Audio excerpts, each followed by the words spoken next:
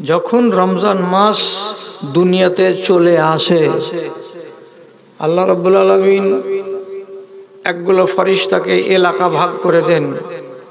এই তোমাকে দিলাম ঝাড়খণ্ডের পাকুড় জেলা, তোমরা কজন আছো? এই টিমের ভিতরে যাও, তোমরা 100 জন। তোমাদের এই জেলার ভিতরে ভিতরে ঘুরতে হবে। দায়িত্ব কি আছে? এই একটা দায়িত্ব। কি দায়িত্বটা? ভালো করে দেখেন। ওই ফেরেশতার কাজ হলো আঞ্জনা গ্রামে ঢুকবে, আর ঢোকার পরে গ্রামের মাথাতে এসে আওয়াজ দিবে। আপনি কিন্তু ফেরেশতার আওয়াজ শুনতে পাবেন না। এগুলোকে যদি ঈমান থাকে তাহলে ঈমান দিয়ে বিশ্বাস করতে হবে, আর ঈমান যদি না থাকে তাহলে আপনার খালি শোনাই হবে। আরো বলছি, হুবাহু এইরকম হাদিস। তা কি? যেমনি আজান পড়বে, যে কোনো মসজিদে আজান পড়ে যেতে গেলে ফেরেশতাকে ডিউটি দেওয়া আছে। এই মাথা থেকে শুরু করবে, ওই টোলা পর্যন্ত যাবে, আর একটাই কথা বলবে, ইয়া বানি আদমা কুমু ইলা নিরানিকুমুল্লাতি আওকাদতুমুহা ফাতউহা বিসসালাতে। তখন ওইটা ফেরেশতা কি করবে? আপনাকে নামাজের জন্য ডাকবে, আর ভাষাটা বলবে কি? মাঠে আগুন জ্বালিয়েছো তাকবীরে, ওই আগুন যদি নিভাতে চাও আল্লাহর মসজিদে এসো, মুয়াজ্জিন আজান দিয়েছে। এখানে বলবে, এখানে বলবে, এখানে বলবে, শেষ। যে গেল গেল, আগুন নিভালো। যে গেল না গেল না, আগুন জ্বললো। মাঠে আগুন নিভালো মানে, জ্বালালো মানে হাটে গেছো, মিথ্যা কথা বলে সামান বিক্রি করেছো, কপালে আগুন জ্বালিয়েছো। কোর্টে গেছো, নকল দলিলে সই করেছো, বাপ জমিকে অন্য নামে করে দিচ্ছে, তুমি হয়ে গেলে সাক্ষী। হারামি কাজে সাক্ষী হয়েছো, কপালে আগুন জ্বালিয়েছো। আগুন নিভাবে তো কোথায়? তো মসজিদ। মাঠের আগুন নিভাবে কোথায়? তো মসজিদে। এসো নমাজে। কথাটা বলে দিল, আল্লাহর ফেরেশতা চলে গেল। আমরা কারা কারা শুনতে পাই, কারা কারা পাই না? এক বাক্যে উত্তর, আমরা আল্লাহর ফেরেশতার কথাটাকে বিশ্বাস করি, আমরা শুনতে পাই না। আবার একটা হাদিস এটাই কি, ওই যে মাঠের গ্রামের মুখে এসে আওয়াজ দিয়ে বলছে, কি বলছে? ইয়া বাগিয়াল খায়রে আকবিল ওয়া ইয়া বাগিয়াশ শাররে আকসির ওয়ালিল্লাহি উতকাউম মিনান নার। কি বলছে ফেরেশতাটা? ওরে সারা বছর ধরে মঙ্গলের সন্ধানকারী, নেকির সন্ধানকারীরা, যারা সারা বছর নেকি খুঁজে বেড়াও, কল্যাণ খুঁজে বেড়াও, কামিয়াবি কিসে হবে সেটা খুঁজে বেড়াও, তাদেরকে বলছি আকসের, তোমরা এই কাজটাকে বাড়িয়ে দাও। নামাজ কেন পড়ছিলে? আল্লাহর সন্তুষ্টি, ভালো পাবো, মঙ্গল পাবো, নামাজ বাড়িয়ে দাও। টাকা খরচ করছিলে, আল্লাহর সন্তুষ্টি পাবো, টাকা খরচ করা বাড়িয়ে দাও। তুমি সেবা শুশ্রূষা করছিলে জনগণের, কিসের জন্য? আল্লাহ রাজি হবে তার জন্য এটা করছিলাম আমি, এটাকে তুমি বাড়িয়ে দাও। এক কথায় ফেরেশতা বলছে, যারা যারা সারা বছর মঙ্গলের কামনা করে বেড়াও, তোমরা এই মাসে তোমাদের নিজের নিজের ধান্দাগুলোকে বাড়িয়ে দাও, তোমরা বাড়িয়ে দাও। এতদিন কত রাকাত নামাজ পড়তে তোমরা দিনে রাতে? বলছে 60 রাকাত পড়তাম। আল্লাহ, কেমন 60 রাকাত? কেমন 60 রাকাত? 12 রাকাত পড়তাম সুন্নাতে মুআক্কাদা, 17 রাকাত পড়তাম ফরজ, 1 রাকাত পড়তাম রাবিতর, 30 রাকাত নামাজ পড়তাম। এর বিনিময়ে আল্লাহ রাব্বুল আলামিনের আমরা মঙ্গল চাইতাম তার কাছ থেকে, এবং আমরা নিজেদের কল্যাণ চাইতাম। আল্লাহর ফেরেশতাকে বলছে এটাকে বাড়িয়ে দাও, বাড়িয়ে দাও, তোমরা বাড়িয়ে দাও, লাভ বেশি আছে। কেমন করে বাড়ালাম? এই মাসে আমরা কি করলাম? এবার 8 রাকাত বাড়িয়ে দিলাম তারাবির নামাজে, আর 3 রাকাত 1-এর জায়গায় 2 বাড়িয়ে দিলাম। এটা কিসে? তো বেতরের নামাজে। তার মানে আমি নেক কাজে আমি নিজেকে একটু বাড়িয়ে দিলাম। বাড়াও। কেন বাড়াবো? লুট চলছে, আল্লাহর পক্ষ থেকে লুট চলছে, লুট, লুটে নাও, লুটে নাও, যত লুটবার আছে লুটে নাও, বস্তা আনো, ভর্তি করো, সোয়াব কামাই করো। এখন কোনো গণনা নেই, কোনো হিসাব নেই, কোনো কিতাব নেই, ভর্তি করো, ভর্তি করো। এই মাস সুযোগের মাস চলে যাচ্ছে। তাহলে জাগরণ বাড়িয়ে দিই, নামাজ বাড়িয়ে দিই, দান বাড়িয়ে দিই, খায়রাত বাড়িয়ে দিই, এ মাসের একটা বৈশিষ্ট্য। তারপরে আবার ফেরেশতা কি বলে, ইয়া বাগিয়াশ শাররে আকসির, হে লোকেরা যারা সারা বছর তোমরা মন্দ করে বেড়াও, যারা মদখরি বেড়াও করে বেড়াও, যারা যারা শয়তানি কাজে সারা বছর নিজেকে জড়িয়ে রাখো, সে সমস্ত লোককে আল্লাহ রাব্বুল আলামিনের প্রেরিত ফেরেশতারা কি বলছে, আকসের, তোমরা কম করো, তোমরা কম করো, তোমরা কম করো। আল্লাহর ফেরেশতারা এটা বলছেন না যে তোমরা বন্ধ করো, তোমরা বন্ধ করো, তোমরা এই কাজ করিও না। আল্লাহ তাআলার ফেরেশতা বলছেন আকসের, এটা কমিয়ে দাও। কেমন কথা, কেমন কথার মানে যদি আল্লাহ খালি বলে দিতেন ফেরেশতাকে দিয়ে বন্ধ করো, কারণ যে লুট চলছে এই মাসে। কিসের লুট? শেষখানে বলছে ওয়ালিল্লাহি উতকাউম মিনান নার। আল্লাহ রাব্বুল আলামিনের এই মাসে প্রত্যেক দিন এবং প্রত্যেক রাত হাজার হাজার লক্ষ লক্ষ মানুষকে জাহান্নাম থেকে পরিত্রাণ দিয়ে থাকেন। ফেরেশতারা কাগজ কলম হাতে করে নিয়ে শুধু বেরিয়ে বেড়াচ্ছে, কার নামটাকে কেটে জাহান্নাম থেকে জান্নাতের খাতায় তুলে দেওয়া যায়, শুধু এটাই চলছে অভিযান। সুতরাং তোমার কপালটাকে ভালো করো আর তোমার নামটাকে জাহান্নামের খাতা থেকে তুলে জান্নাতের খাতায় তুলে নাও। ওয়ালিল্লাহি উতকাউ মিনান নার, আল্লাহ রাব্বুল আলামিনের পক্ষ থেকে অনেক অনেক অনেক মানুষকে আগুন থেকে পরিত্রাণ দেওয়ার ব্যবস্থা আছে। জাহান্নাম থেকে টেনে বার করো নিজেকে। এখন যদি একটা মদখোরকে বলি বন্ধ করো 1 মাস মদখোরি, তো না ও বন্ধ করতে পারবে, আর না নিজের মাগফিরাত করাতে পারবে, না নিজের নামটাকে কাটিয়ে জান্নাতের খাতায় তুলতে পারবে। কেন যে এটা তো কঠিন কথা, মদকে ছেড়ে দেওয়া কি আর থাকা যায়? তাহলে একে কি বলবো, যে একে পাওয়া যাবে জুতে, ওই যে আকসের কমিয়ে দে রে বাবা। কেমন কমাবো? তুমি অন্যান্য মাসে 2 বেলা, সকালে একবার বিকালে একবার, 1 গিলাস সকালে 1 বিকালে খেতে, রমজান মাসের খাতিরে তুমি একবার কমিয়ে দাও, 1 বেলা খেয়েও আর 1 বেলা খেয়েও না। দেন ভুল তর্জমা করবেন, ফের কালকে কিছু মৌলবি এই ওয়াজ চলে যাবে দুনিয়া জুড়ে। মৌলবি কি সালা দুনিয়াতে শুধু ভুল ধরাটি মৌলবি? হ্যাঁ, আমি কি একটাও ন্যায্য কথা বলতে পাবো না?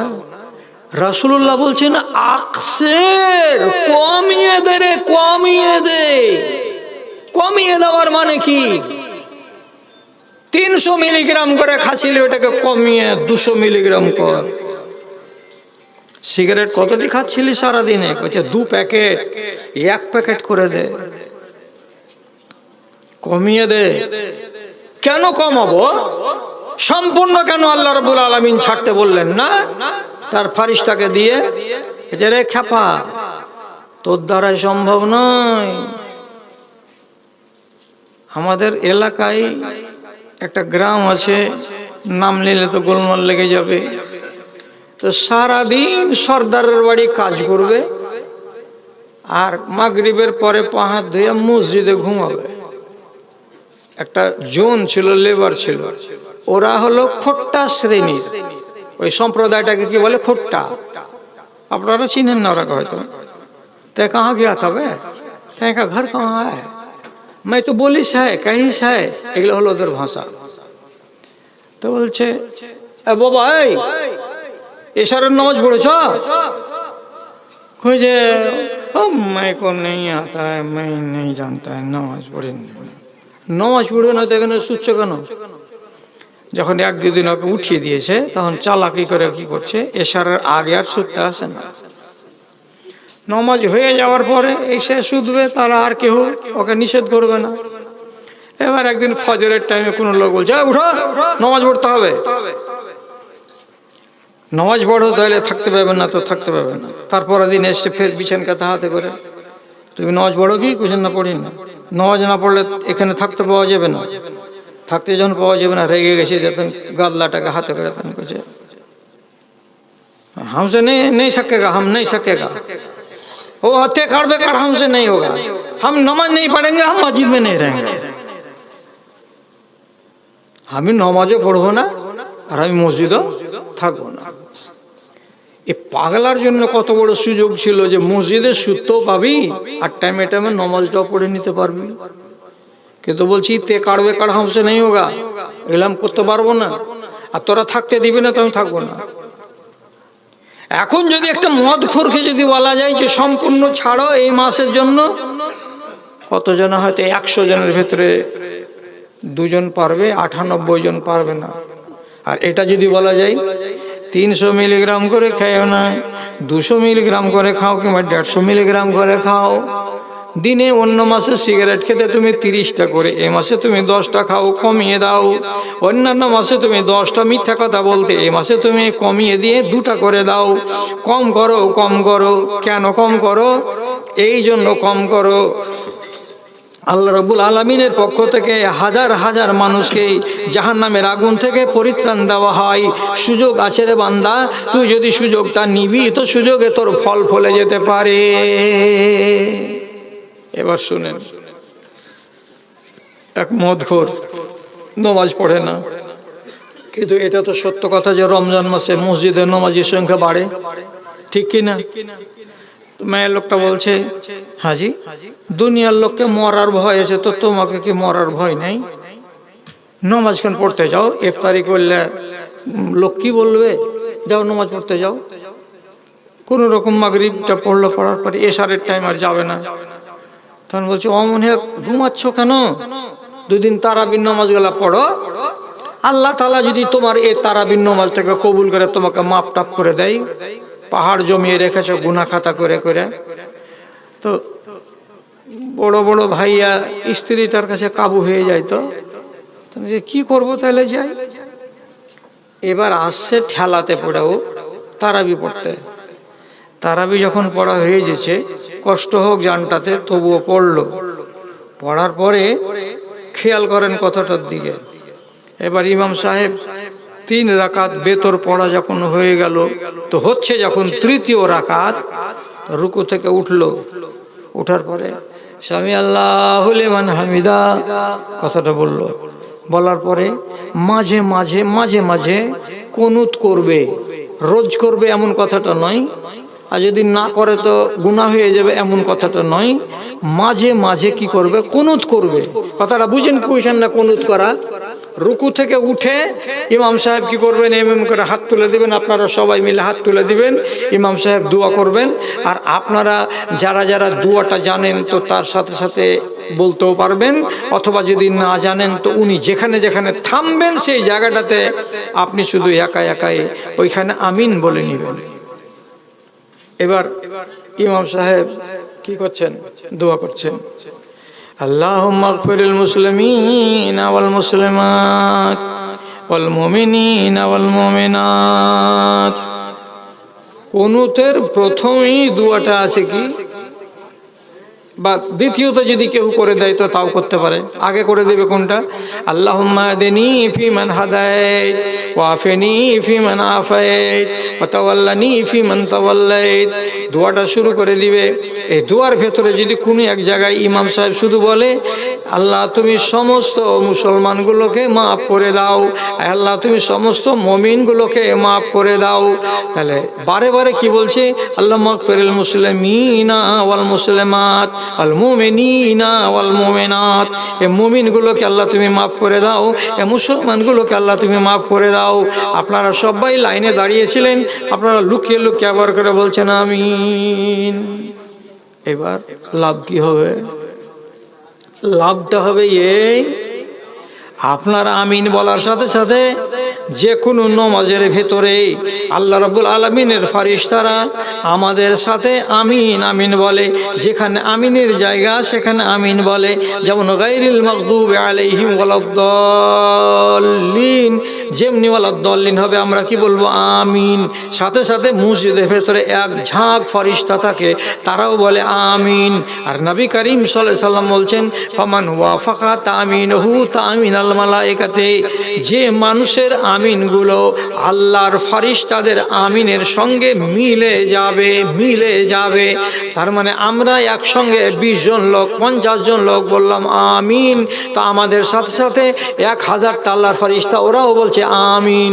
তো ফারিস্তাদের আমিনের সঙ্গে আদমের বান্দাদের বেটাদের আমিন যদি মিলে যায়, একাকার হয়ে যায়, তো রব্বুল আলামিন বলছেন গফিরা লাহু মা তাকাদ্দামা মিন যামবিহি, ওই মানুষটার আগের যত গুনাহ ছিল সমস্ত গুনাহ খাতাকে মাফ করে দেওয়া হয়। তাহলে আপনি এবারকার বলুন, ছেলেটার নাম কি? তো আব্দুল জব্বার। কি করে? তো মদখড়ি করে। সারা মাস কি নামাজ পড়ে? তো বলে পড়ে না। এসেছিল কখন? তো আজকের দিনে। আজকের দিনে কি ছিল? তো তারাবির নামাজ ছিল। তারাবির নামাজ এসেছে কি করলো? তো কুনুত করলো। কুনুতে দাঁড়িয়ে দাঁড়িয়ে ইমামের পিছন দিকে আমিন আমিন বললো। ওই টাইমে রব্বুল আলামিন যদি সমস্ত লোকটিকে বলে দাও, যাও তোমরা আমার কাছে মাপ চাইছিলে, আমি তোমাদেরকে মাফ করে দিলাম, তাহলে ওই দিন ভালো মানুষের সাথে মন্দ মানুষটাও ঢুকেছিল। আর মন্দ মানুষটা ওই তালে তালে তালে তালে সারা বছর নমাজ পড়েনি, শুধু নমাজটাকে রমজান মাসে ধরে কোন রকম করে হাজরি দিতে এসেছিল। মদটাকে তো ছাড়তে পারেনি, অল্প অল্প ছেড়েছিল আর অল্প অল্প ধরেছিল, কিন্তু মানুষের কথাই পড়ে আল্লাহর ডাকে সাড়া দিয়েছিল। এই সুযোগে যখন মানুষটা মসজিদে হাজির হলো, নিশ্চয়ই রব্বুল আলামিন অন্যান্য লোকের মাফ করার সঙ্গে সঙ্গে তারও নামটা জাহান্নামের খাতা থেকে টেনে বার করে দিবেন, আশা করা যায়। কমাতে পারেনি নিজের পাপের বোঝা, আল্লাহর দরবারে সেই রোজা একেবারে হবে না কবুল, ক্ষমা পাবে না তো আর। এই রমজান আসে বারবার, তাগিদ শোনায় তাকওয়ার। রোজা রেখে মারামারি হানাহানি করে, উপবাসে থাকে তারা সারা মাস ধরে। আল্লাহর দরবারে এই রোজা একেবারে, আল্লাহর দরবারে এই রোজা একেবারে হবে না কবুল, ক্ষমা পাবে না তো আর। এই রমজান আসে বারবার, তাগিদ শোনায় তাকওয়ার। ইবাদত করে যারা রমজানে পাবে তারা আল্লাহর অশেষ খুশি, করুণা অপার।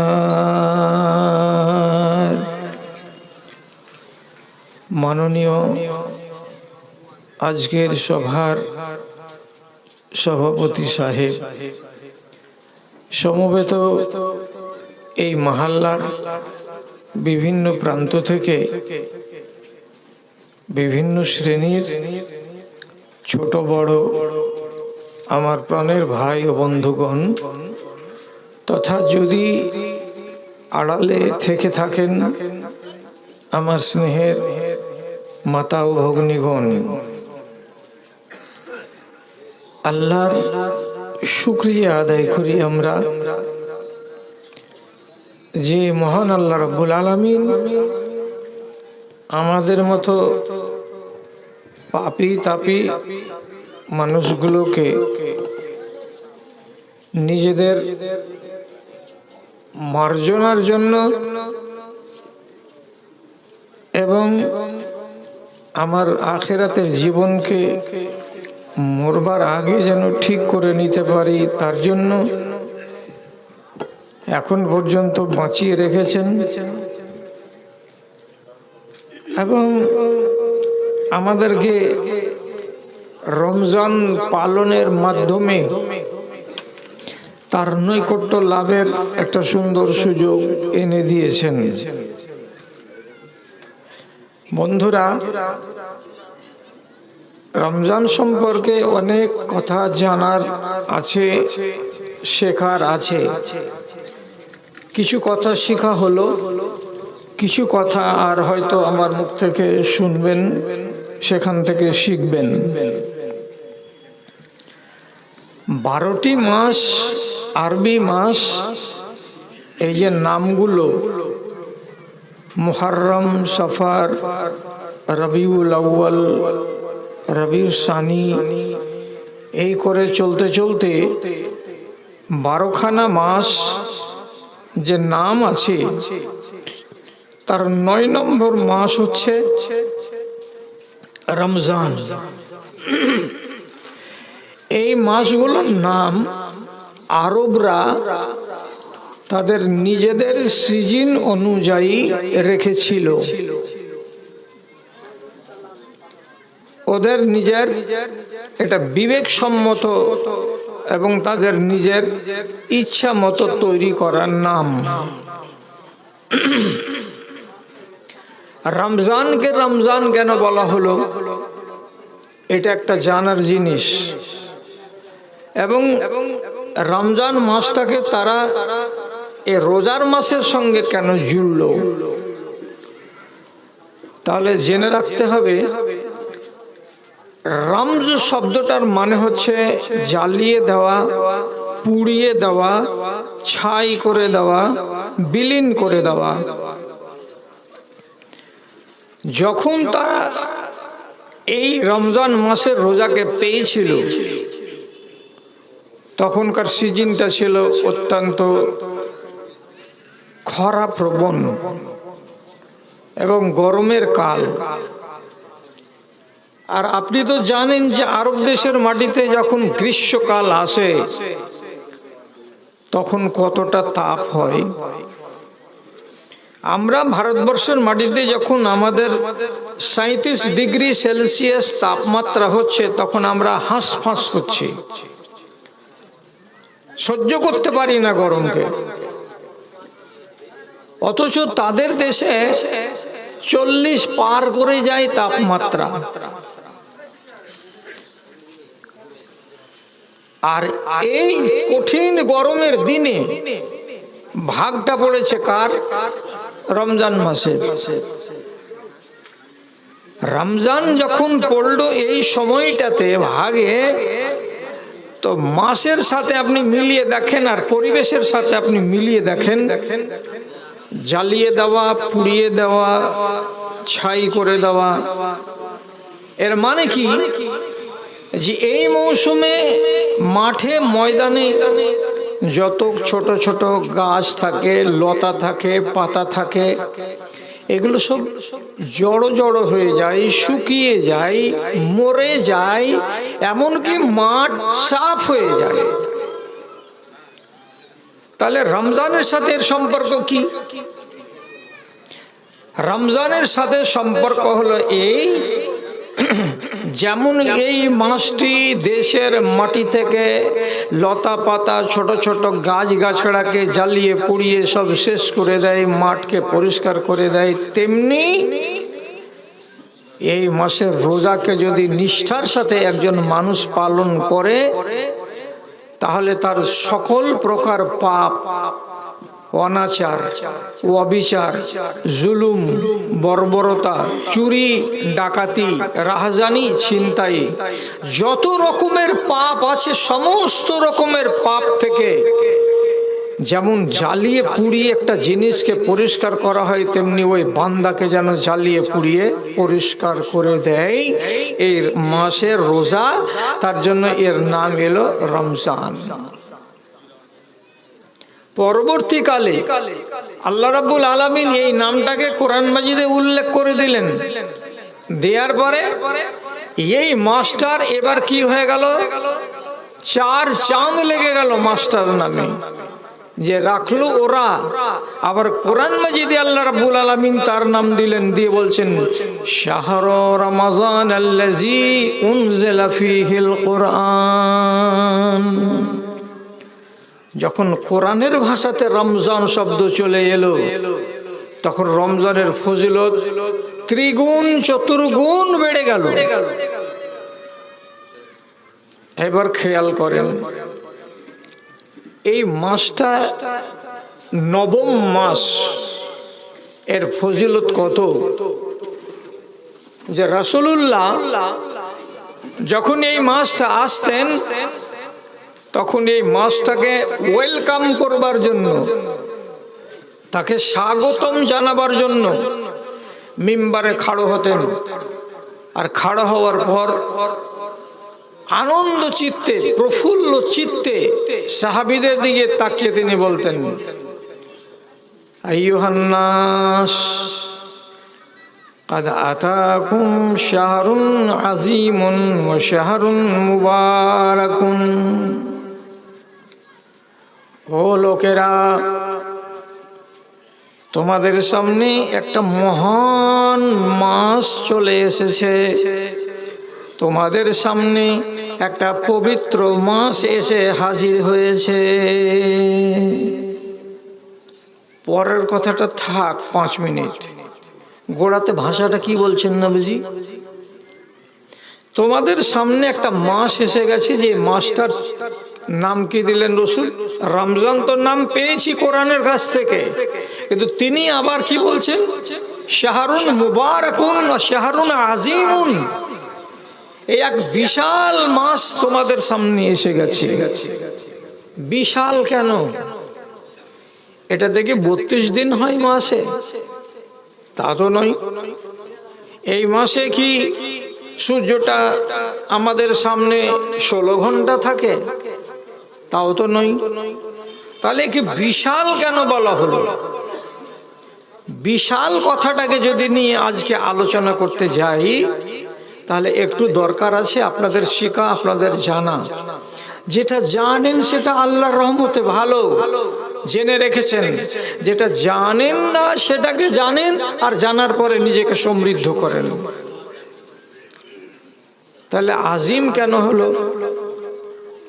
একটা আমি আপনাকে বলি, আপনারা যখন ইমাম সাহেবদের কাছ থেকে খুতবা শুনেন তখন শুনেছেন, আর নিজেরা যারা কোরআন তেলাওয়াত করেন তারাও জানেন। একটা আয়াত পড়ছি, খেয়ালে আসছে কিনা? আল্লাহ তাআলা বলছেন, সুহুফে ইব্রাহিম ওয়া মূসা। এর মানে কি? আমি কিতাব দিয়েছিলাম ইব্রাহিম আলাইহিস সালামকে, আমি কিতাব দিয়েছিলাম মূসা আলাইহিস সালামকে, আমি কিতাব দিয়েছিলাম দাউদ আলাইহিস সালামকে, আমি কিতাব দিয়েছিলাম ঈসা আলাইহিস সালামকে, আমি কিতাব দিয়েছিলাম আসমান থেকে আখিরি নবী মুহাম্মদুর রাসূলুল্লাহ সাল্লাল্লাহু আলাইহি ওয়াসাল্লামকে। তাহলে এতটি নবীর কথা পেলাম যে তারা কিতাব প্রাপ্ত হয়েছেন। মুসনাদে আহমদের সহিহ হাদিসের ভিতরে পাওয়া যাচ্ছে, আল্লাহ পাকের নবী বলেছেন যে ইব্রাহিম আলাইহিস সালাতু ওয়াস সালামকে যে কম, এটা খুব বিশাল মোটা কিতাব ছিল না, এটা চুটি কিতাব, এটা পুস্তিকার মতো।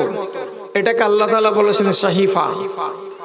ইব্রাহিম নবীকে যে সাহিফা আল্লাহ রাব্বুল আলামিন দিয়েছিলেন, সেটা আসমান থেকে নাজিল হয়েছিল রমজান মাসের প্রথম দিন গিয়ে রাতে। খেয়াল করলেন কথা?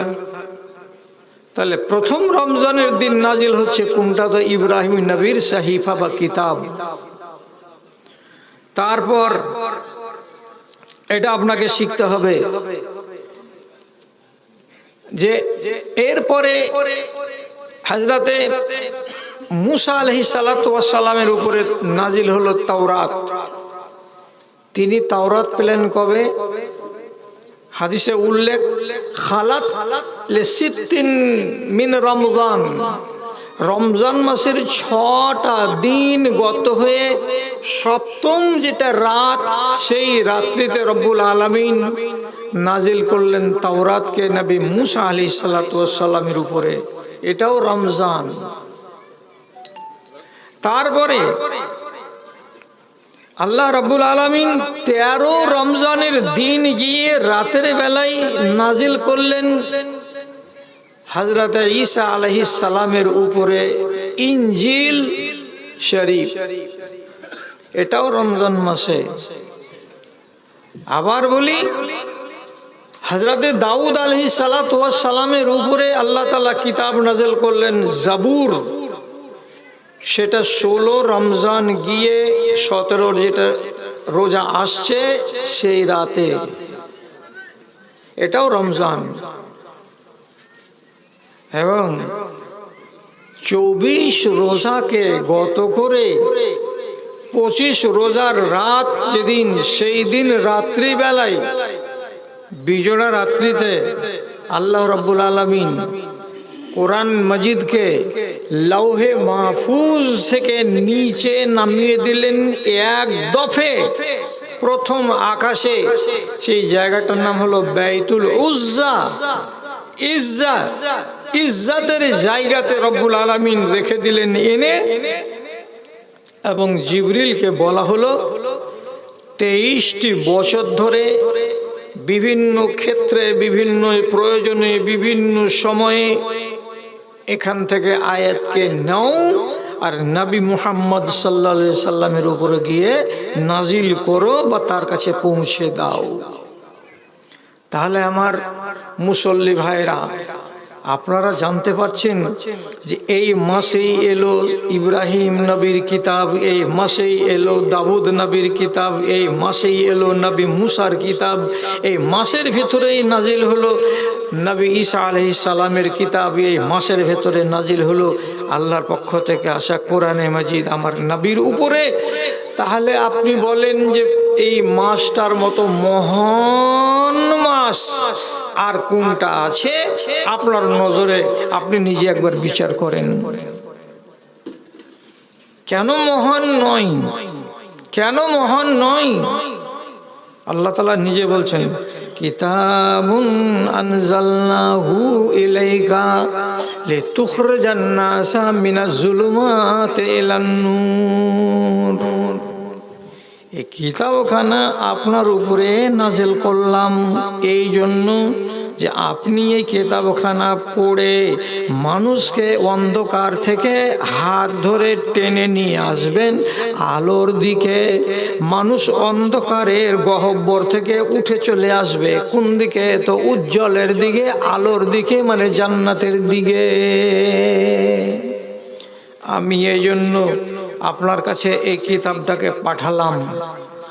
আপনি নিজে ঠান্ডা মাথাতে একবার ফয়সালা করে বলুন, যদি আল্লাহ রাব্বুল আলামিন এই কিতাবখানা না দিতেন তো আবু বকর সিদ্দিকের মতো শ্রেষ্ঠ মানুষ উম্মতে মুহাম্মাদির ভিতরে, যার ঈমানকে এক পাল্লায় রেখে আর সারা জগৎবাসীর ঈমানকে আরেক পাল্লায় রেখে যদি ওজন করা যায় তো নবীজি বলছেন লা রাজাহাত, আবু বকরের ঈমানের পাল্লাটা ভারী হয়ে যাবে। এত বৃহৎ ঈমানের মানুষটা,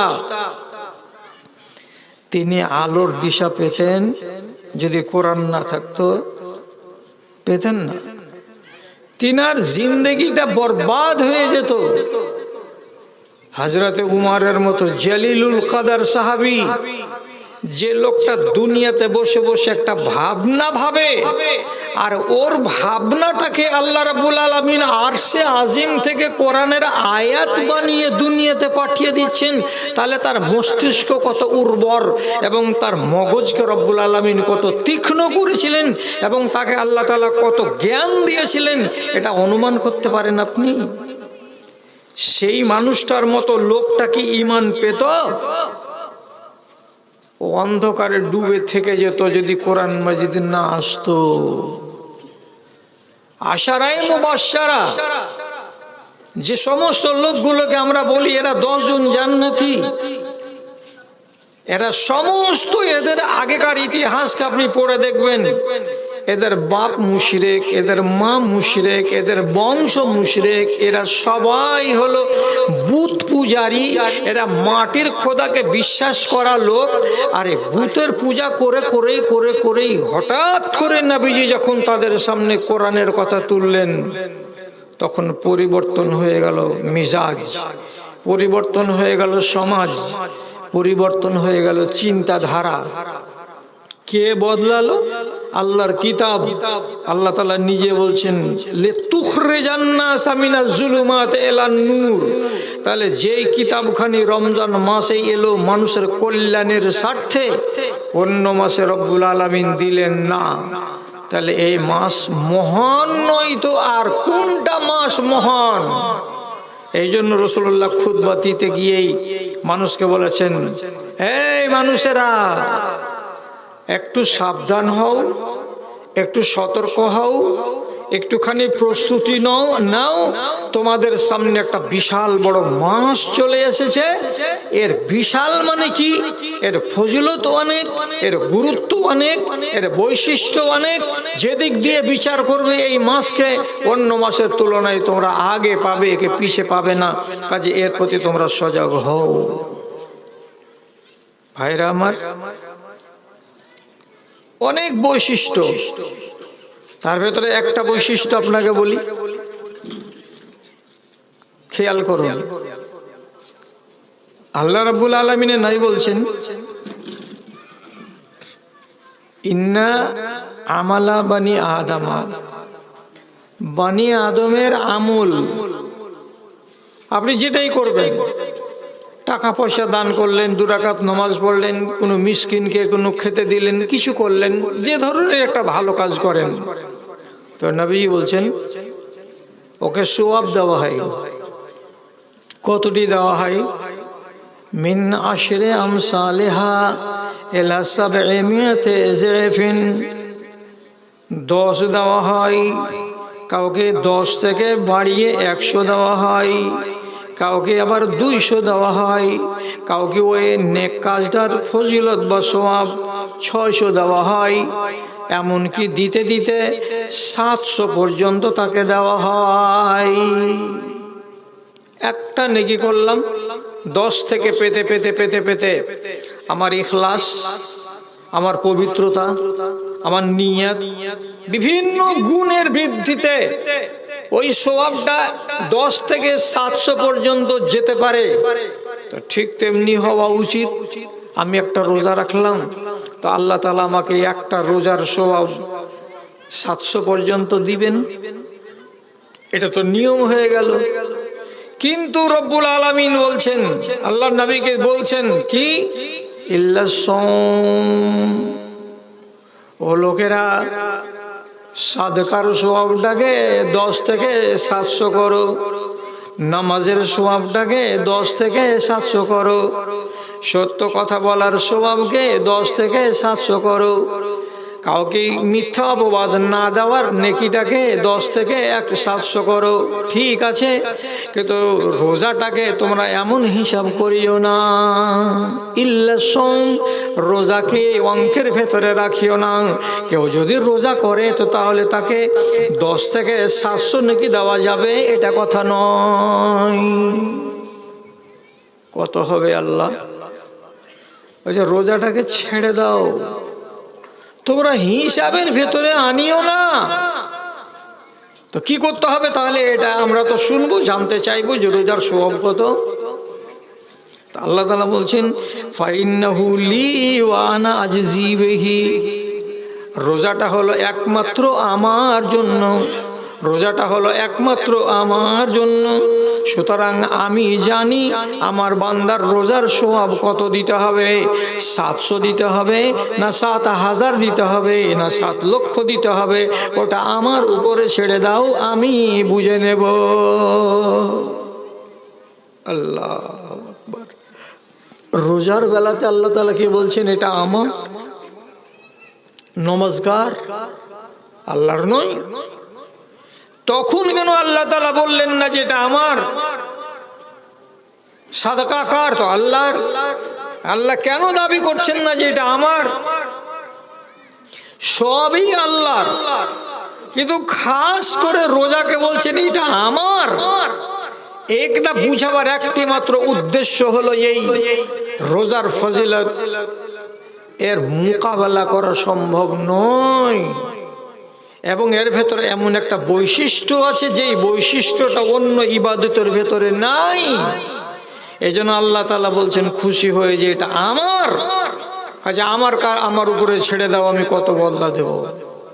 অনেক কারণের ভেতরে একটা কারণ বলছি, রব্বুল আলামিন রুজি দাতা, রুজি দেন, কিন্তু তিনি কি জীবনে কোনো রুজি গ্রহণ করেন না। উনি কি জীবনে কোনোদিন বিরিয়ানি, ফ্রাই রাইস, মাংস ভাত, এই সেই আবি ঝাবি যতগুলো আমরা খাই, রব্বুল আলামিন তো সাপ্লাই দেন উপর দিক থেকে। তিনি হলেন রাজ্জাক, কিন্তু তিনি কি নিজে গ্রহণ করেন? তো করেন না। তাহলে আল্লাহর চরিত্র কি?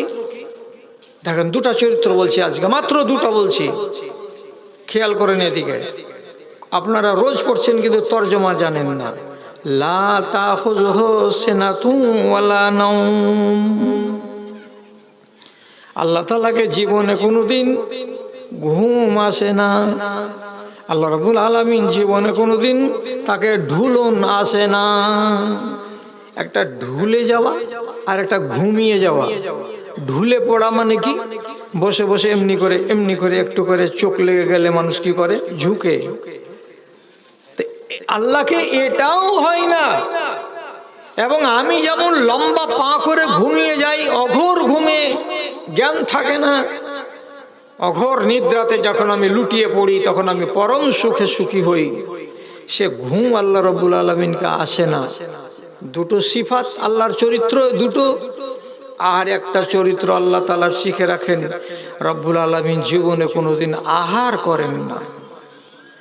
আল্লাহর পানাহার নেই, আল্লাহ তাআলা পানি পান করেন না, আল্লাহ রাব্বুল আলামিন কোনো খানা পানি সেবন করেন না। তাহলে আল্লাহর একটা বিশেষ বৈশিষ্ট্য যে তিনি রুজি গ্রহণ করেন না। এবার আপনার রোজাটাকে কেন বললেন এটা আমার? তাকান, আপনি রাত 4:35 খানা বন্ধ করেছেন, পানি খেয়ে নিয়েছেন, নেওয়ার পরে পানি বন্ধ করে দিয়েছেন, দিয়ে কি সংকল্প করলেন? ইনশাআল্লাহ সূর্য ওঠা থেকে শুরু করে জোহর পর্যন্ত, জোহর থেকে নিয়ে আসর পর্যন্ত, আসরের পর থেকে নিয়ে 5:45 পর্যন্ত, এর লম্বা সময়ের ভেতরে আমি পানি পান করব না, আমি খানা গ্রহণ করব না। না খেয়ে থাকবেন বলে আপনি সংকল্প করলেন। না খেয়ে থাকা কার স্বভাব? 5 মিনিট আগে বললাম, আল্লাহর স্বভাব। আল্লাহ তো অনাদি অনন্তকাল থেকে এই চরিত্রের উপরে বিদ্যমান। উনি রুজি গ্রহণ করেন না, উনি খানা খান না। আমি আল্লাহ রাব্বুল আলামিনের ওই সিফাতটাকে ধারণ করতে গেলাম, আমিও খাবো না, আমিও পানি পান করব না। তো আমার মতো দুর্বল মানুষ, আমার মতো একটা জাইফ মানুষ, আমার মতো একটা কমজোর মানুষ এই চ্যালেঞ্জকে গ্রহণ করে নিয়ে কতক্ষণ চলতে পারবো? যখন 13 ঘন্টা হলো তখন আমার 12টা বেজে গেল। আমি তখন হাঁপিয়ে উঠলাম, আর পারি না, রোজা লেগে গেছে, আর চলতে পারি না, আর উঠতে পারি না, এই অমুক আর তুমুক নানান কথা বলে শেষের বেলায় কি করলাম? 5:45 যখন হলো তখন আল্লাহর রুজিকে সামনে পেয়ে বিসমিল্লাহ বলে মুখে দিলাম, ইফতার করলাম। রব্বুল আলামিন বলছেন, রে খেপারা, তোরা আমার একটা সুন্দর চরিত্রকে ধারণ করার চেষ্টা করছিলি, না খেয়ে থাকা, কিন্তু তোরা পারলি না। কেন? যে তোরা কমজোর। আমি কোরআনে বলেছি, খোলেকাল ইনসানু দাইফা, আমি মানুষকে তৈরি করেছি একেবারে দুর্বল করে। তো তোর মতো এই দুর্বল মানুষটা যখন আমাকে 12 ঘন্টা 13 ঘন্টা না খেয়ে দেখিয়ে দিলি, আমার স্বভাবের খানিকটা তোদের ভেতরে ধারণ করার ক্ষমতা দেখতে পেলাম, তার জন্য আমি খুশি হয়ে তোদের উপরে সন্তুষ্ট হয়ে আমি আজ তোদেরকে সার্টিফিকেট দিয়ে বলছি, এ রোজা আমার, এই রোজা আমার। অতএব এর বদলা যা দিতে হবে আমাকেই দিতে হবে। আমি জানি আমি আল্লাহ, আমি কাকে কতটা দেব আর আমি কাকে কতটা দেব না। তোমাদেরকে এখানে এই অঙ্ক ফলাতে হবে না। তাহলে ফজিলত কত এই মাসের। আবার বলি আপনাকে একটা কথা মাথায় রাখেন, হাদিস বড় দামি দামি হাদিস, যেগুলো প্রসিদ্ধ হাদিস আমাদের সামনে আছে সেগুলো হলো 6খানা। এর আড়ালে আরো হাদিস আছে সুন্দর সুন্দর, যেগুলো সহিহ হাদিস। এগুলো বহু আলেম পড়েন না, আর না পড়ার কারণে যখন কাউরে মুখ থেকে শুনতে পাই কোনো নতুন কথা, তখন বলে হ্যাঁ যা তা কথা, এগুলো হাদিসে নাই, এগুলো জয়ীফ কথা, এগুলো দুর্বল কথা, এগুলো কথার কোনো ভিত্তি নেই, এই বলে আপনাকে বিভ্রান্ত করার চেষ্টা করে। কিন্তু আপনাকে আমি বলছি আল্লাহর কসম খেয়ে যে আপনি বিভ্রান্ত হবেন না। আর আপনাকে বলছি সহি কথাটাই, সহি কথাটাকেই শুনেন, আর সহি কথাটাকে শুনে হেফাজত করেন, জাল কথাটা নয়। সেটা হলো এই 7টি জায়গা আছে, যেই জায়গাতে আপনি যদি শুধু এমনি করে আল্লাহ তাআলার কাছে নিজের গুনাহগার মানুষ হিসাবে হাত দুখানাকে তুলে খালি মার্জনা চান রব্বুল আলামিনের কাছে, তাহলে সেই জায়গা 7টা গ্যারান্টেড আপনার মার্জনা হবে। কিন্তু এমন একটা জায়গার কথা আজকে আপনাকে বলছি, সেটা ওই 7 জায়গা থেকে আলাদা। উদাহরণ, সহিহ হাদিস আল্লাহ তাআলা নবী বলছেন, শেষ রাতে সারা জগৎ যখন ঘুমাবে, তখন যদি কোনো একটা মানুষ নিজের বিছানাকে ত্যাগ করে ঘরের ভেতরে হোক অথবা মসজিদে হোক 2 রাকাত সলাতুল হাজা দরকারের নামাজকে পড়ে নিয়ে আল্লাহ তাআলার সামনে নিজের খাকসারি প্রকাশ করে এবং ক্ষমা প্রার্থনা করে, তো আল্লাহ তাআলা বলছেন তুমি ক্ষমা পাবে। এটা তো গভীর রাত, 2:30টা 3টা, এটা প্রতি রাত, এটা আলাদা হয়ে গেল। আরেকটা বলি, কাবা শরীফের ছবি দেখবেন মোবাইলে, দেখবেন পূব দিকের দেয়ালে এতটা উঁচু পরিমাণ জায়গাতে একটা সোনার পাল্লা লাগানো, কপাট লাগানো, জানালার মতো দেখতে লাগবে, তার নাম হলো মুলতাজাম। ওইখানে যদি এমনি করে আপনি হাত রাখেন আর রাখার পরে নিজের ফরিয়াদ আল্লাহ রাব্বুল আলামিনকে বলতে পারেন, তো মনে মনে ধরে নেন আমি আল্লাহ তাআলার দরবারে এসে আল্লাহর সামনে দাঁড়িয়ে আমি মনের কথা বলছি। সুতরাং গ্যারেন্টি যুক্ত কথা যে আপনার ওইখানে মাগফিরাত এবং আপনার কামনা পূর্ণ হবে। সবটি বলবো না, খালি আপনাকে নিজের মনের কথাটা বলার জন্য এইটি শুধু ভূমিকা স্বরূপ বলছি। 7 চক্কর যদি সাফা আর মারওয়াকে দৌড়ানো হয়, হজে গেলেও হবে, উমরাতে গেলেও হবে। সাফা মারওয়া দৌড়াতে গিয়ে আপনার শেষ হবে 7ম চক্করটা উত্তর দিকে মারওয়া পাহাড়ে গিয়ে। মারওয়া পাহাড়ে 7ম চক্কর শেষ করার পরে সোজা দক্ষিণ দিকে মুখ না করে একটু কচ করে কাবা পাবেন, এই কচ দিকে তাকাবেন আর দাঁড়িয়ে দাঁড়িয়ে হাত উঠিয়ে আল্লাহ রব্বুল আলামিনের কাছে যে প্রার্থনাটা করবেন সেটাই রব্বুল আলামিন মঞ্জুর করবেন। এখানে তো আপনাকে 1 লাখ টাকা খরচ না করলে তো ওই জায়গায় যাওয়া যাবে না। মিনার মাঠে পাথর মারতে হয় বুতকে, 3 নম্বর বুতের কাছে পাথর মেরে দেওয়ার পর আপনি দীর্ঘ সময় ধরে ওইখানে দাঁড়িয়ে দাঁড়িয়ে মুনাজাত করবেন, আপনার গ্যারেন্টি যুক্ত এগুলো মুনাজাত আল্লাহ কবুল করবেন। 9 তারিখ জিলহিজ্জা মাসের কুরবানির আগের দিন আরাফার মাঠে, ফাঁকা মাঠ, খাঁ খাঁ করছে রোদ, আর আপনি ইহরাম পরে আছেন, মাথা ঢাকতে পাবেন না, বগলের উপর দিয়ে কাপড় আর নিচে সাদা একটা লুঙ্গি আর উপরে সাদা একটা চাদর চাপিয়ে আছেন। জোহরের ঢিলা থেকে নিয়ে মাগরিব পর্যন্ত ওইখানে আরাধনা করবেন। সেই বুক ফাটা কাঠ ফাটা রোদে বুক ফাটা ক্রন্দন যদি আল্লাহ রাব্বুল আলামিনের সামনে করা যায়, আল্লাহ রাব্বুল আলামিন বলছেন এই দোয়া রদ করা হয় না, এগুলো কবুল হয়ে যায়। এটাও তো আপনি লাখ টাকা 4 লাখ টাকা খরচ না করতে গেলে এটা পাবেন না।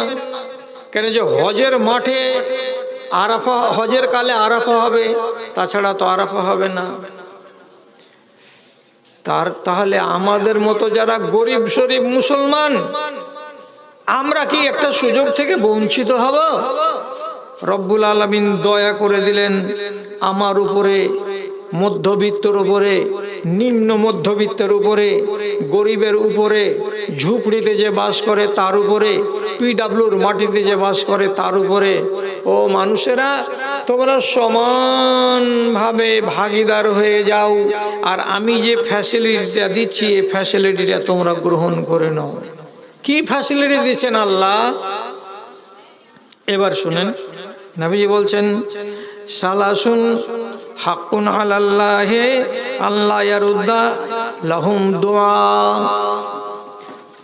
3 জন মানুষ এমন আছে যেই 3 জন মানুষের ডাক বা 3 জন মানুষের দোয়া আল্লাহ রাব্বুল আলামিন কোনোদিন ফেলে দেন না, কখনোই ফেলেন না। তিনার উপরে আল্লাহ তাআলা নিজে বলছেন আমার উপরে হক এটা বর্তে যায়। মানে কি, আমি আল্লাহ তাআলা বলছেন আমি আল্লাহ হয়ে নিজের উপরে এটাকে অনিবার্য করে নিই যে আমার 3 রকমের বান্দার ডাক আমি কবুল করবই করব। সে যেটাই বলুক না কেন আমি তার ডাকে সাড়া দেবই দেব, তার কথা শুনবই শুনব।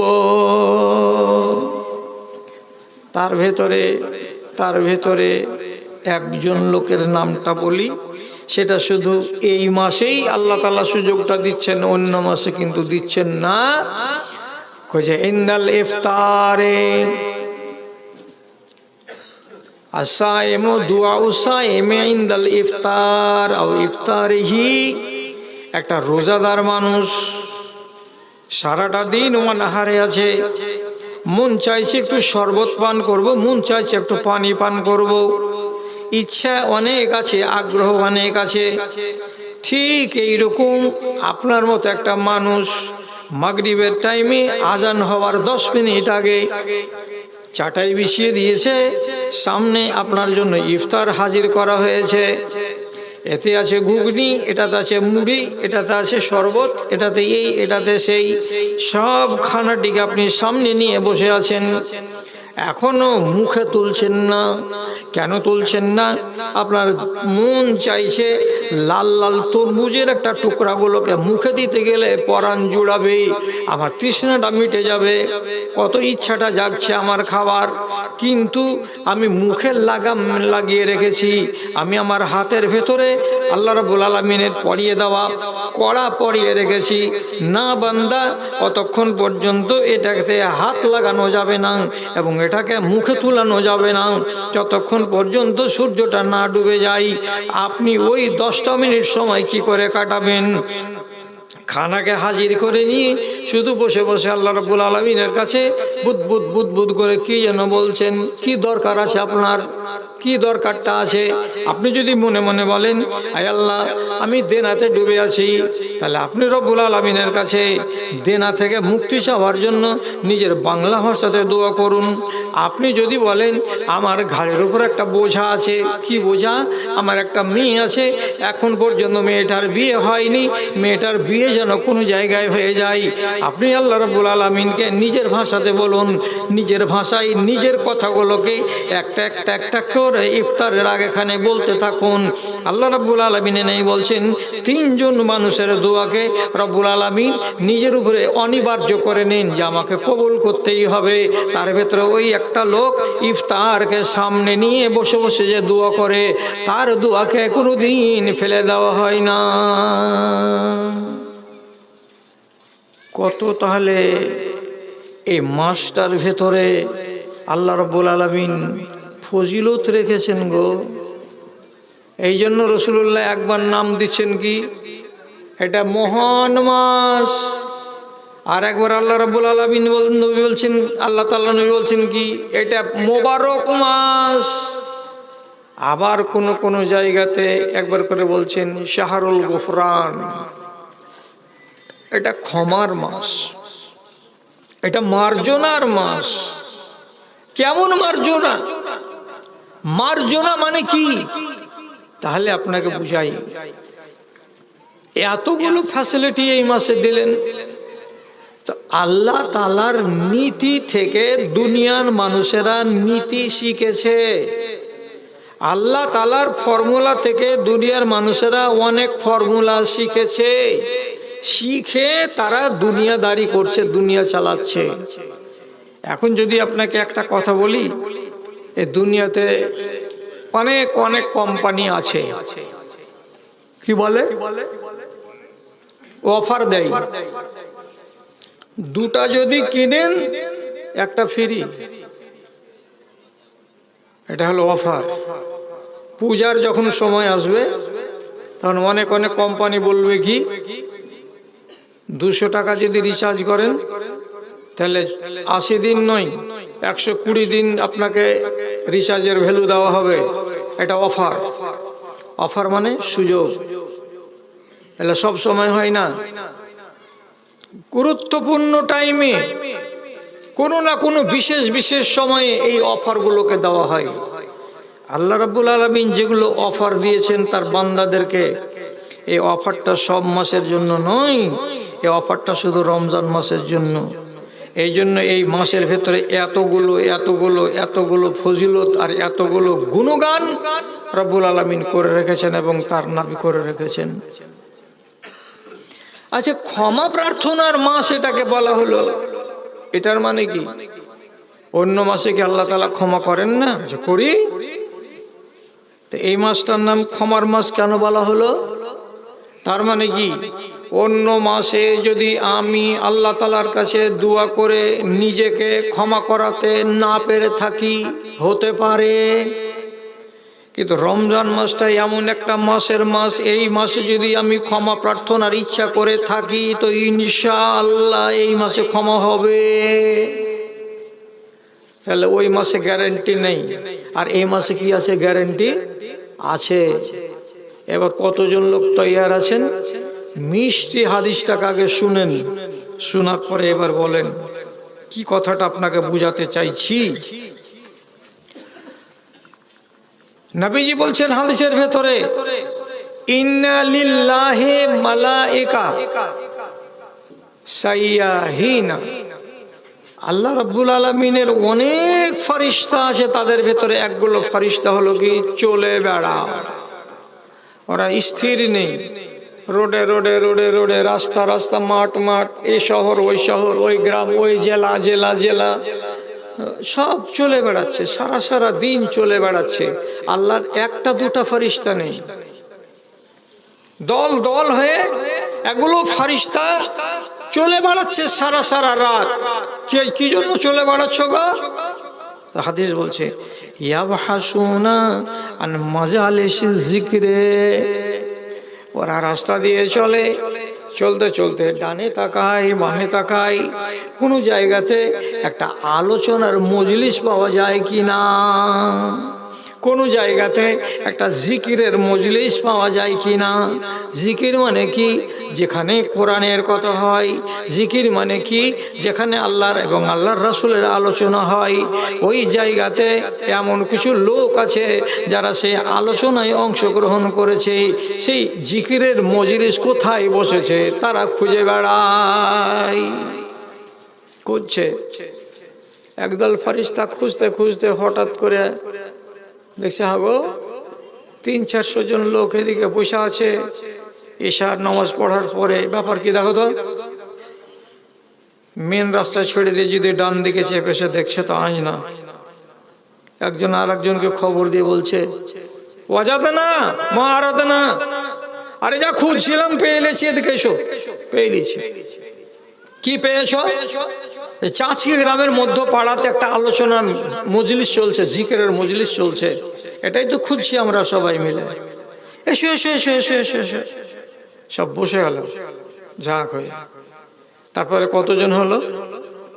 আল্লাহ রাব্বুল আলামিন বলছেন ওরা কতজন এলো, একজন আর একজনের উপরে, আর একজন আর একজনের উপরে, আর একজন আর একজনের উপরে, এই করে তারা বসতে বসতে বসতে বসতে বসতে বসতে আসমানের এবং জমিনের মধ্যবর্তী ফাঁকা জায়গাটাকে তারা ফিল আপ করে দেয়। এবার আলোচনা চলছে চলছে চলছে, হঠাৎ করে এক ফেরেশতা আল্লাহ রাব্বুল আলামিনের কাছে হাজির হয়। রব্বুল আলামিন বলেন কোথায় গেছিলে তুমি বা তোমরা? বলছে রব্বুল আলামিন আমরা পাকুড় জেলার অমুক এলাকায় যাচ্ছিলাম, একটা জিকিরের মজলিসে বসলাম, ওখানে বসার পরে অনেক কথা শুনলাম, অনেক কথা জানলাম। কি জানলে তোমরা? তো বলছে ওইখানে ওই লোকগুলো তোমার জাহান্নামের আগুন থেকে বাঁচার জন্য তদবির করছে, আমাদেরকে যেন জাহান্নামের আগুন টাচ না করে, এটা ওরা মনে মনে চাইছে। তো আল্লাহ তাআলা তো সবই জানেন, তবু আমাকে আর আপনাকে তাসাল্লি দেওয়ার জন্য জিজ্ঞেস করে বলছেন আচ্ছা ওরা কি জাহান্নাম দেখেছে? বলছেন না, ওরা জাহান্নাম দেখেনি, জাহান্নামের বর্ণনা শুনেছে, তাতেই তারা এতটা নিজেদের ভেতরে ভয় পেয়ে আছে যে ওরা মাঝে মাঝে বলছে পরওয়ারদিগার জাহান্নামের আগুন যেন আমাদেরকে টাচ না করে। তারপরে আবার আল্লাহ তাআলা বলছেন আচ্ছা ওরা আর কি বলছিল? তো ফেরেশতারা আবার বলছেন ওয়াইনাম ইয়াসআলুনাকাল জান্নাতা, ওরা মাঝে মাঝে এরা জিকিরের মধ্যে মধ্যেই তোমার কাছে জান্নাত কামনা করছে, আয় আল্লাহ মরার পরে তুমি আমাদেরকে জান্নাত নসিব করিও। এরা জান্নাতের ভাগীদার, জান্নাতের আশা নিয়ে তারা বসে আছে। আল্লাহ বলছেন ওরা জান্নাত দেখেছে কি, কেমন জিনিসটা, জান্নাত সম্বন্ধে ওদের জ্ঞান গরিমা আছে? জান্নাত তো দেখেনি মালিক, কিন্তু তার বর্ণনাগুলো শুনেছে আলেম ওলামার মুখ থেকে, এই জন্য তারা আগ্রহী হয়ে চাইছে। রব্বুল আলামিন বলছেন আহারে এইরকম মজলিস থেকে তোমরা আসলা, আর ওখানকার সবকটি লোক আগুন থেকে বাঁচতে চাইছে আর জান্নাত আমার কাছে কামনা করছে, তা আমি আল্লাহ কি করব? তখন ফেরেশতাদেরকে বলছেন যাও রে ফেরেশতারা, আমার ওই মজলিসে যতটি বান্দা আছে আমি তাদের ডাকে সাড়া দিলাম, আমি তাদের তামান্নাকে মঞ্জুর করে নিলাম, আমি তাদের যেটা মনের বাসনা কামনা তাকে আমি পূরণ করে দেব, এবং আমি কথা দিলাম আমি আল্লাহ তাদেরকে সব কটি লোককে মাফ করে দিলাম। ওরা কেমন ছিল না ছিল দেখার বিষয় নয়, আমি সব দিকে ক্ষমা করে দিলাম। আর যারা ক্ষমা পেয়ে গেল, নবী করিম সাল্লাল্লাহু আলাইহি সাল্লাম বলছেন মান রাজিয়াল্লাহু আনহু ফালা হিসাব আলাইহি, যার উপরে আল্লাহ রাব্বুল আলামিন রাজি হয়ে গেলেন কিয়ামতের দিন তার কোনো হিসাব হবে না। হিসাব হবে না মানে লোকটা জান্নাতি। আল্লাহ তাআলা ফেরেশতাদেরকে বলে পাঠালেন যাও যতটি লোক আছে ওই মজলিসে সবটিকে মাফ করে দিলাম, সবটিকে মাফ করে দিলাম। তখন একটা ফেরেশতা তখন বলছে ইয়া রব্বে ইন্না ফীহিম খাত্তাউন খরাজা লিহাজাতিহি, পরওয়ারদিগার মাফ করে দিলেন আপনি সবটিকে, ভালো কথা, আমরা ওদের সববারই নাম লিখে নিলাম যে হ্যাঁ তোমরা যতটি এখানে লোক এসেছিলে সবটিকে ক্ষমা করা হলো। কিন্তু একটা কথা বলবো আপনাকে, ওই মজলিসের ভিতরে কিন্তু একটা লোক আছে, অন্য কাজে বেরিয়েছিল। ও কিন্তু এই জিকিরের মজলিসে বসার উদ্দেশ্যে বের হয়নি, ও আলাদা নিজের কাজে বেরিয়েছিল। চলতে গিয়ে তখন বলছে এতটি লোক যখন বসে আছে তখন 10 মিনিট বসে দেখি কি হয়। তো লোকটা কিন্তু রব্বুল আলামিন গুনাহগার, ও পাপী, মিথ্যা কথা বলে সামান বিক্রি করে, রাতের বেলায় মুরগি চুরি করে, দিনের বেলায় সুযোগ যদি পাই তো রেল স্টেশনে টিকিট কাউন্টারের ভিড়ে গিয়ে লোকের পকেট মারি করে, মোবাইল চুরি করে। আমরা ওকে চিনি। তো ইয়ার মতন পাপী লোকটা আর কি করা যাবে? আপনি তো বললেন যাও সবকে মাফ করে দিলাম, তাহলে ওই গুনাহগারটার কি হবে? ওকে মাফ করে দেব নাকি? আল্লাহ রাব্বুল আলামিন বলছেন লা ইয়াসকা মিনহু জালিসুহুম আল-ইয়াউম। এরা আমার ফেরেশতারা, আমাকে মাফ করতে টাইম লাগে না, আমি শুধু বাহানা চাই, আমি একটা ওসিলা চাই। আমি আমার বান্দার ইচ্ছাটাকে দেখছি, তার মনের বাসনাটাকে দেখছি। আমি আমার বান্দার বিস্তারিত লম্বা চওড়া মেহনতের দিকে আমি তাকাই না, আমি দেখছি তার নিয়তটার দিকে। আমার বান্দা যখন চোর চুরি করে, ডাকাতি করে, লম্পটি করে, সবই কিছু করে, কিন্তু যেই উদ্দেশ্যেই হোক না কেন জিকিরের মজলিসে গিয়ে বসে গেছিল। অতএব ওইখানে যদি 250 জন লোক মাপ পাই তো একজন লোক মানে 251 নম্বর লোকটাকে বদনসিব করে তাকে আমি বিদায় করব না। আজকের মজলিসের ফজিলতে ওই গুনাহগারকে পর্যন্ত আমি মাফ করে দিলাম। তাহলে আপনি দেখতে পাচ্ছেন যে আল্লাহ রাব্বুল আলামিন আপনাকে মাফ করার জন্য জিকিরের মজলিসের কতটা গুরুত্ব দিলেন। জিকির কাকে বলে? খালি লম্বা করে চোখ বন্ধ করে খালি বড় বড় দোয়া বলবেন, এটার নাম জিকির তা নয়। যেগুলো অ্যাকচুয়ালি তসবিহ এবং যেগুলো অ্যাকচুয়ালি জিকির সেগুলো হলো ছোট। যেমন সুবহানাল্লাহ, টাইম লাগবে না। আলহামদুলিল্লাহ, টাইম লাগবে না। যেমন সুবহানাল্লাহি ওয়া বিহামদিহি, এটা বলতে টাইম লাগবে না। যেমন লা ইলাহা ইল্লাল্লাহ, এগুলো বলতে টাইম লাগবে না। আর এগুলো জিকির যার মুখ থেকে বেরিয়ে যাবে ও জেনে নিতে হবে যে ওর মিটার সব সময় ঘুরতে আছে, কোনো সময় থামে না। এবং আপনাকে আর কি কথা বলবো, কথা বলে বলে বলে বলে আপনাদেরও থলিটাকে বোঝ করতে পারলাম না, তার আগে মরার বয়স হয়ে গেল। আর আমারও থলি শেষ হয়ে গেল ওয়াজ করে করে, ওয়াজের থলিতে কিছু পড়ে আর নাই।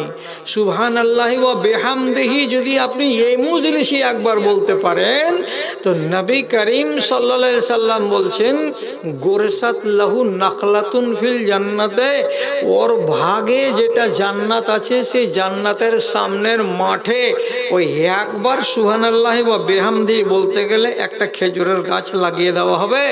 মরার পরে যেদিন জান্নাতে আসবে সেদিন দেখবে যে সারিবদ্ধ খেজুরের গাছ লেগে আছে। কে লাগালছিল? জি আল্লাহ। তুই লাগালছিলে? আমি কবে লাগালাম?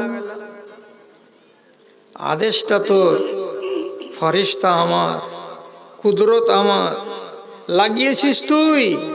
কখন লাগালাম? যখনই তুই বলেছিলি সুবহানাল্লাহি ওয়া বিহামদিহি। তুই যদি দিনে 100 বার বলিস তো 100টা গাছ আমি লাগাবো। তুই যদি দিনে 400 বার বলিস তো আমি 400টা গাছ লাগাবো। আপনি তখন নিজে নিজে বলবেন মৌলী সাহেব এটা যদি 1 লাখ বার হয়ে যায় তাহলে 1 লক্ষটা গাছ আমি কি করব? আপনি কি করবেন? হায় রে পাগল ইনসান, আপনাকে এই দুনিয়ার 10টা দুনিয়ার সমান জান্নাত দেওয়া হবে। এত বিশাল বড় এলাকা। কত বড় এলাকা? এই দুনিয়াটার 10 গুণ বড় দুনিয়া। আপনার নামে শুধু একটা জান্নাতের নামে বরাদ্দ হবে। এবার বলেন আপনি দুনিয়ার কতটি অংশতে গাছ লাগাতে পেরেছেন? অঙ্ক করেন বসে বসে। আমি একটা হুঁশিয়ার তা নই, এ লোকগুলো এরা শুধু হুঁশিয়ার তা নয়, আপনারাও হুঁশিয়ার। এখানে বসে করুন। ঝাড়খণ্ডে এত বড় প্রদেশ, কতটি গাছ লাগাচ্ছেন ঝাড়খণ্ড বোঝ হবে? ভারতবর্ষের উত্তরপ্রদেশ এত বড় প্রদেশ, মধ্যপ্রদেশ এত বড় প্রদেশ, কতটি গাছ লাগাচ্ছেন? আপনার ভাগের যেটা জান্নাত, সেই জান্নাতের মানে 100 ভাগের 1 ভাগও আপনার দ্বারাই এখনো পূর্ণ করা হয়নি। আর সেই দিন যদি জান্নাতে গিয়ে আপনি দেখতে পান মাঠ ফাঁকা পড়ে আছে, মাঠ ফাঁকা, গাছ নেই, গাছালি নেই, আপনি তখন বলবেন এটা কেন হলো? বান্দা, তুই যদি একটু চেষ্টা করতে, এই মাঠটা ভর্তি হয়ে থাকতো গাছের, খালি সবগুলো নারিকেলের গাছ নয়, এগুলো ডিজাইনের গাছ আছে, ফল ধরে না, আর দেখতে কত সুন্দর লাগে। বড় বড় পার্কে দেখেছেন কত রকমের গাছ, নারিকেল কোয়ালিটির গাছ, কত রকমের গাছ আছে। এমন সুন্দর সুন্দর গাছগুলো আল্লাহ রাব্বুল আলামিন আপনার নামে লাগিয়ে দিতে চাইছেন। কোথায়? তো জান্নাতে। আপনি নিজেকে গাফিলের মধ্যে ডুবে রাখছেন। এটা হলো জিকির। আর যেখানে এইগুলো আলোচনা চলে সেই জায়গাতে আপনার মুখ চলতে থাকবে। মাঝে মাঝে আপনি একাই বলুন সুবহানাল্লাহ, মাঝে মাঝে আপনি একাই একাই বলুন আস্তাগফিরুল্লাহ। আমি বলতে বলবো সেটা কথা নয়। রাসূল করিম সাল্লাল্লাহু আলাইহি সাল্লাম বলছেন আমার আগের আর পাশের গুনাহ সব মাপ। অথচ আল্লাহ রাব্বুল আলামিনকে খুশি করার জন্য আমি দিনে এবং রাতে 100 বার করে আস্তাগফিরুল্লাহ, আল্লাহ তোমার কাছে মাপ চাই বলি। আমি কবার বলেছি? চলতে ফিরতে কিছু হয়ে গেল বলবেন আস্তাগফিরুল্লাহ। পয়সা লাগে না, সুবহানাল্লাহি ওয়া বিহামদিহি, পয়সা লাগে না। যদি এটাকে বাড়িয়ে দেন আর একটু, সুবহানাল্লাহি ওয়া বিহামদিহি সুবহানাল্লাহিল আযীম, এটা যদি বেড়ে যায়, একবার হলো সুবহানাল্লাহ, একবার হলো সুবহানাল্লাহি ওয়া বিহামদিহি, আর একবার হলো সুবহানাল্লাহি ওয়া বিহামদিহি সুবহানাল্লাহিল আযীম। 3 রকম বললাম আপনার সামনে, আর 3টাই সহিহ রিওয়ায়াত। তো যদি এই কথাটা আপনি বলতে পারেন, তামলাউল মিজান, দাড়ি পাল্লার আনাজ আর কানাজকে সমস্তকে কানাই কানাই ভরে দিবে। এইটা এমন একটা বাক্য, বলতে গেলে সোজা, পাল্লাতে ভারী, আর আল্লাহ রাব্বুল আলামিনকে অত্যন্ত প্রিয়, অত্যন্ত প্রিয়, একদম সহিহ হাদিস। তাহলে যাক, এদিকে আমি ঘুরে আসি। রমজান মাসের মাহাত্ম্য আলোচনা করতে গিয়ে আপনাকে এই কথাটি বললাম। আবার আর একটা কথা বলছি। এবার কি? একটা সুযোগ, একটা সুযোগ নাও না গো, এই সুযোগটা গো। আর শেষের বেলা বলছি আর একটা কথা, সেটা হলো এই মাসটাকে আল্লাহ তাআলা খুব গুরুত্ব দিয়েছেন। তো গুরুত্ব দেওয়ার ব্যাপারে 2টো কথা হাদিসে এসেছে। সুপারিশ করা তো বুঝেন, কাউরি হয়ে কেউ যদি কি করে, সুপারিশ করে, তো মানুষ সুপারিশ অনেকে গ্রহণ করে, আর গ্রহণ না করতে গেলে, সম্পূর্ণ না করতে গেলে কিছু বকশিসটা পাওয়া যায়। ফাইন করে দিল আপনাকে বিচারে 150 টাকা, 1.5 লাখ টাকা।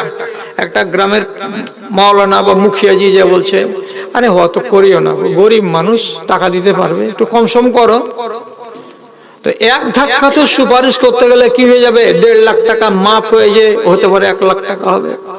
সুপারিশের লাভ আছে। তো আমি আর আপনি যদি কুলাইতে না পারি কিয়ামতের দিন, তো একটা সুপারিশকারী লাগবে। কেউ যদি সুপারিশ করে দেয় তাহলে আমার কল্যাণ। তো কিয়ামতের দিন আমার সুপারিশ কে করে দিবে? মা যেখানে রাজি হবে না বেটা গ্রহণ করতে, বাপ যেখানে রাজি হবে না বেটা স্বীকার করতে, ভাই যেখানে ভাই বলবে না, স্ত্রী যেখানে স্বামী বলবে না, তাহলে সুপারিশ করবে কে? তা হাদিসে বলছে আসিয়ামু ওয়াল কুরআনু ইউশাফিআনি লিল আবদি। কিয়ামতের দিন আল্লাহ রাব্বুল আলামিনের সামনে রব্বুল আলামিন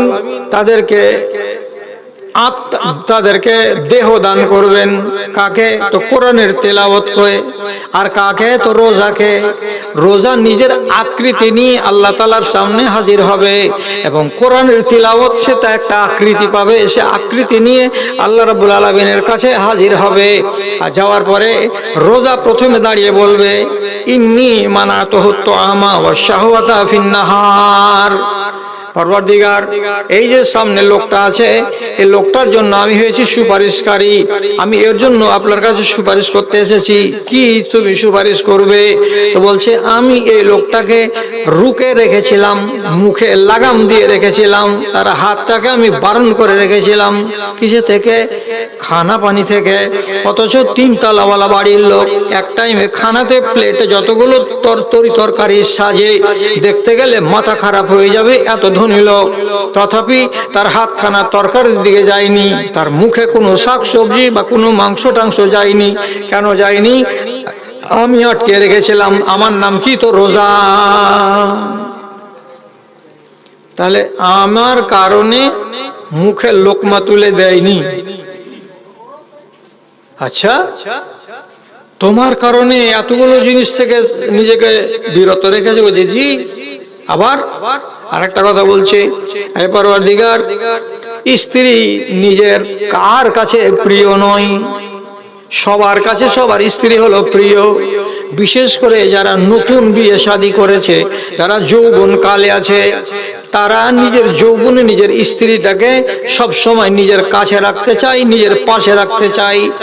এমন একটা যুবক ছেলে যৌবন কালে রমজান মাসে দিনের বেলায় বিশ্রাম করছে জোহরের নামাজের পরে। তাহলে জোহরের নামাজের পরে মিয়া আর বিবি যদি এক জায়গায় থাকে, তাহলে চিন্তা করে বলবেন, ভাবনা চিন্তা করে বলবেন, তাদের স্বামী এবং স্ত্রীর মিলনের ভেতরে কোনো বাধা নাই। বাধা কিসে থাকে? স্ত্রীকে যদি মাসিক থাকে তাহলে বাধা থাকে, তাছাড়া তো কোনো বাধা নাই। ইচ্ছা করলে সে নিজের স্ত্রীর কাছে গমন করতে পারে। কিন্তু রমজান মাসে রোজা দাঁড়িয়ে বলছে, পরওয়ারদিগার, ওর বাড়িতে একটা সুন্দরী বিবি ছিল। দুপুরের বেলায় কিংবা বেলা 10টার সময় এক জায়গায় মিয়া বিবি জমা হয়েছিল। মনে অনেক রকমের চেতনা জেগেছিল, আকাঙ্ক্ষা জেগেছিল, কিন্তু স্ত্রীর দিকে ওই লালসার দৃষ্টি দিয়ে তাকাতেও পারেনি এবং তার গায়ে হাত লাগাতে পারেনি। কেন পারেনি? যখনই হাত লাগাতে গেছে, আবার মনের ভেতরে খেয়াল হয়েছে, ওরে আমি রোজাদার, আমি যদি আমার স্ত্রীকে ব্যবহার করি তাহলে আমার রোজাটা নষ্ট হয়ে যাবে, আমার রোজা বরবাদ হয়ে যাবে। আমি রোজাকে বাঁচাবার জন্য স্ত্রীকে ত্যাগ করে দিয়েছি দিনের বেলায়। তাহলে এই বান্দাটা তোমার দুটো বড় বড় কুরবানি দিয়েছে। এত বড় কুরবানি দেওয়া চারটিখানি কথা নয়। নিজের বিবি থেকে নিজেকে সংযমী করে দূরে রাখা, এটা চারানা কথা নয়। এবং খানাকে সামনে পেয়ে তাকে বরণ না করা, তাকে গ্রহণ না করা, এটা চারটিখানি কথা নয়। পরওয়ারদিগার, আমি আটকে রেখেছিলাম, আমার সুপারিশ কবুল করবে না? আমি এ লোকটার কল্যাণ চাই। এর বলা শেষ হবে, কোরআনের তেলাওয়াত আবার খাড় হয়ে যাবে। ইয়া রাব্বে ইন্নী মানাতুহু নাওমা ফিল লাইলে, হে পরওয়ারদিগার, আমি তোমার এই বান্দাকে রাতের বেলায় ঘুম যেতে দিইনি, তার চোখের ঘুমটাকে আমি বন্ধ করে রেখেছিলাম। কতক্ষণ রেখেছিলে রে বান্দা? কতক্ষণ রেখেছিলে রে আমার মাখলুক বলতো? বলছে 12টা পর্যন্ত ঘুমাতে দিইনি। রাত্রি 9টা পর্যন্ত তারাবির নামাজ পড়েছে, আর তারপরে বাড়ি গিয়ে কোরআন মাজিদ খুলে দিয়ে একটা একটা একটা একটা করে তিলাওয়াত করেছে, আমাকে পড়েছে রে মা, আমাকে পড়ে পড়ে পড়ে পড়ে সময় গত করেছে।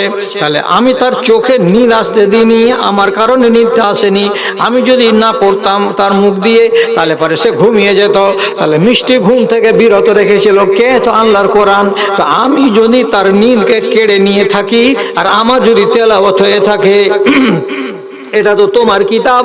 তো তোমার কিতাবকে যে বান্দাটা জেগে জেগে তেলাওয়াত করেছে, আরাম হতে দেয়নি, আরামটাকে হারাম করে রেখেছে, এই বান্দার জন্য আমি সুপারিশ করছি, আয় আল্লাহ, তোমার এই বান্দাকে তুমি একটা সুখের স্থান দান করো। রব্বুল আলামিন বলছেন, তোমাদের দুজনের সুপারিশ আমি খুশি মনে কবুল করে নিলাম।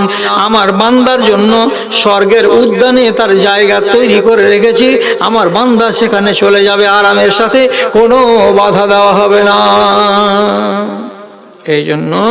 এই জন্য যে কোনো মানুষকে রমজান মাসে কোরআন মাজিদ যারা পড়তে জানে, ফুরসত না পেতে গেলেও এই মাসের খাতিরে তাকে কোরআন মাজিদ পড়তে হবে। এবং বড়রা বলতেন, আমাদের বাপ দাদারা, কি যে কোরআন মাজিদকে কমসে কম একবার খতম করবি রে, এই রোজার মাসে রে একবার খতম করিস। তাও কোরআন কইবে যে আমাকে পড়েছিল যে আল্লাহ, আমি আপনাদের এখান থেকে শুধু জানার উদ্দেশ্যে বলছি। আজকে কয় রোজা আমাদের শেষ করে আমরা পড়লাম? 11 আজ থেকে শুরু হয়ে গেল, ও 11 শেষ তো 12তে পড়লাম। তাহলে 12টা রোজা আমাদের, 11টা রোজা আমাদের কমপ্লিট হয়ে গেছে। তাহলে রাগঝাল করিয়েন না, হিসাব করে বলেন তো 11টা রোজাতে 11 পারা কোরআন মাজিদ কতজন লোকের হয়েছে? 11 পারা, রোজা প্রতি 1 পারা করে কতটি লোকের হয়েছে? নাই। কেমন কথা? कभी जिंदगी पे न की नजर, कटी उम्र सारी गुनाह में। कभी जिंदगी पे न की नजर, कटी उम्र सारी गुनाह में। ऐ खुदाए काबा तू पनाह दे, मैं खड़ा हूँ तेरी पनाह में। কি করলেন গো? আচ্ছা, 1 পারা পড়া লোক আছে এখানে কেউ? 2, 4, 5, 7টা। আচ্ছা, এবার বলেন, আজাব হবে না? রাগ করেন না, আপনাদের আমি ঘরের মানুষ, কোন রকমের রাগ ঝাল করা করি নেই। সোজা সোজা ঝুট্টা কথা বললেন না। রমজান মাসে কতটি লোক কোরআন মাজিদ পড়তে জানেন না? হাত তোলেন তো। কোরআন পড়তে জানেন না, কোরআন পড়তে জানেন না। তাহলে কতটি হলো? 15টা হাত হলো। একটা কথা বলবো, আপনার যদি নেক নিয়ত থাকে 7 দিনে কোরআন মাজিদ মুখ দিয়ে উচ্চারণ হবে। কি বললাম? আপনার যদি শিখার ইচ্ছা থাকে 7 দিনে কোরআন মাজিদ পড়তে পারবেন। কোন একটা মৌলবীকে ধরেন, হ্যাঁ সিফারা বগল করে যে আমি এই বুড়াতি বসে কোরআন শিখতে যাবো, জি কাউরি কাছে যেতে হবে না। লুকিয়ে ইমাম সাহেবের কাছে একটা ফর্মুলাকে মেনটেন করবেন, কোরআন মুখস্থ হয়ে যাবে। প্রথমে বর্ণ 29টা, আলিফ বা তা সা, এটাকে ঘরের কোনাতে একলাই শিখালেন। আলিফ বা তা সা এই করে শিখা হয়ে গেল। এখন 29টা বর্ণকে, তারপরে 6টা কথা শিখতে হয়, তাহলে কোরআন খুলে যাবে। কি? একটাকে বলে জাবার, এরকম বেড়া হ্যাঁ থাকবে হরফের উপরে, এত বড় একটা, উপরে থাকলে জাবার, নিচে থাকলে জের, একটা এরকম হয়ে থাকবে বংশীর মতন, একে বলে পেশ। আর একটা এরকম 3 পা হয়ে খাড়িয়ে থাকবে, একে বলে তাসদিদ। আর একটা এমনি করে দুদিকে আঁক মেরে এরকম করা থাকবে, এটাকে বলে জজম। আর এগুলো একসাথে যদি 2টা থাকে তাকে বলে তানবিন। 6টা কথা। বে শব্দটার উপরে যদি বেড়াটা সুদ থাকে তো সবসময় মুখ হবে আ, বা যাবার বা, তা যাবার তা। যদি নিচে থাকে এ করতে হবে মুখটা, বে যাবার বেজের বে, তেজের তে। যদি এরকম থাকে মুখে ও করতে হবে, বেপেস বো, তেপেস তো, সেপেস সো। ছোট ছোট শব্দ আসবে, জিম জের জের, রে জের রে, ফে জের ফে, জে রে ফে। আইন যাবার আ, মিম যাবার মা, লাম যাবার লা, আ মা লা। একলাই বাড়িতে কোরআন হবে। আর না যদি হয় তো বাড়িওয়ালি কোরআন পড়া হলে ওর পিছে লাগো, যে তোর দানা উঠিয়ে দেবো 3 মাসে যদি কোরআন শেখাতে না পারলি তো। কোরআন আপনি মুখ দিয়ে খুলে যাবে। কোরআন পড়ো রে ভাই রাতের বেলায়, কোরআন পড়ো রে ভাই দিনের বেলায়। হ্যাঁ, কোরআন এত ফজিলতের জিনিস। আর রমজান মাস চলে যাচ্ছে, আপনি কোরআন মাজিদটাকে শেষ করতে পারবেন না, এটা তো বড় দুঃখের কথা।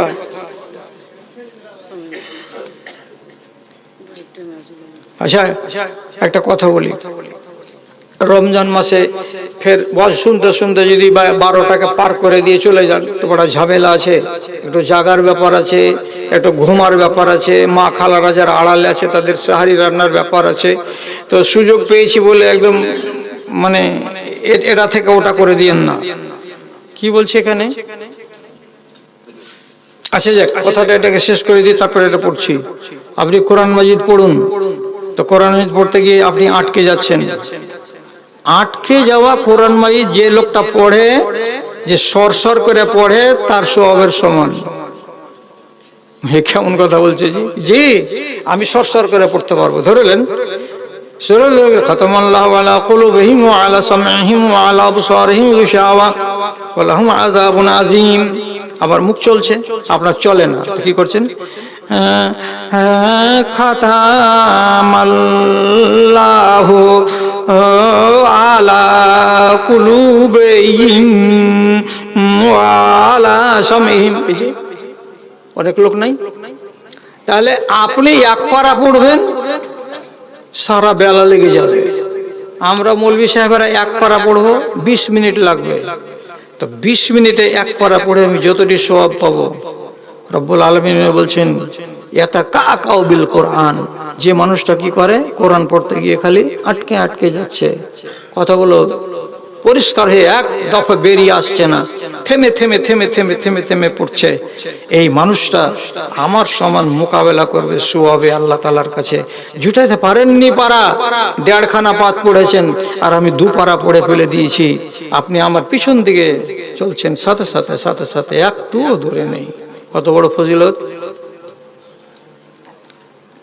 আর এই রমজান মাসে একটা সুযোগ, যারা ভালো শিক্ষিত তাদের, যত পড়লেন অন্তত একটা রুকুকে বাংলাতে তর্জমা পড়ে নেন,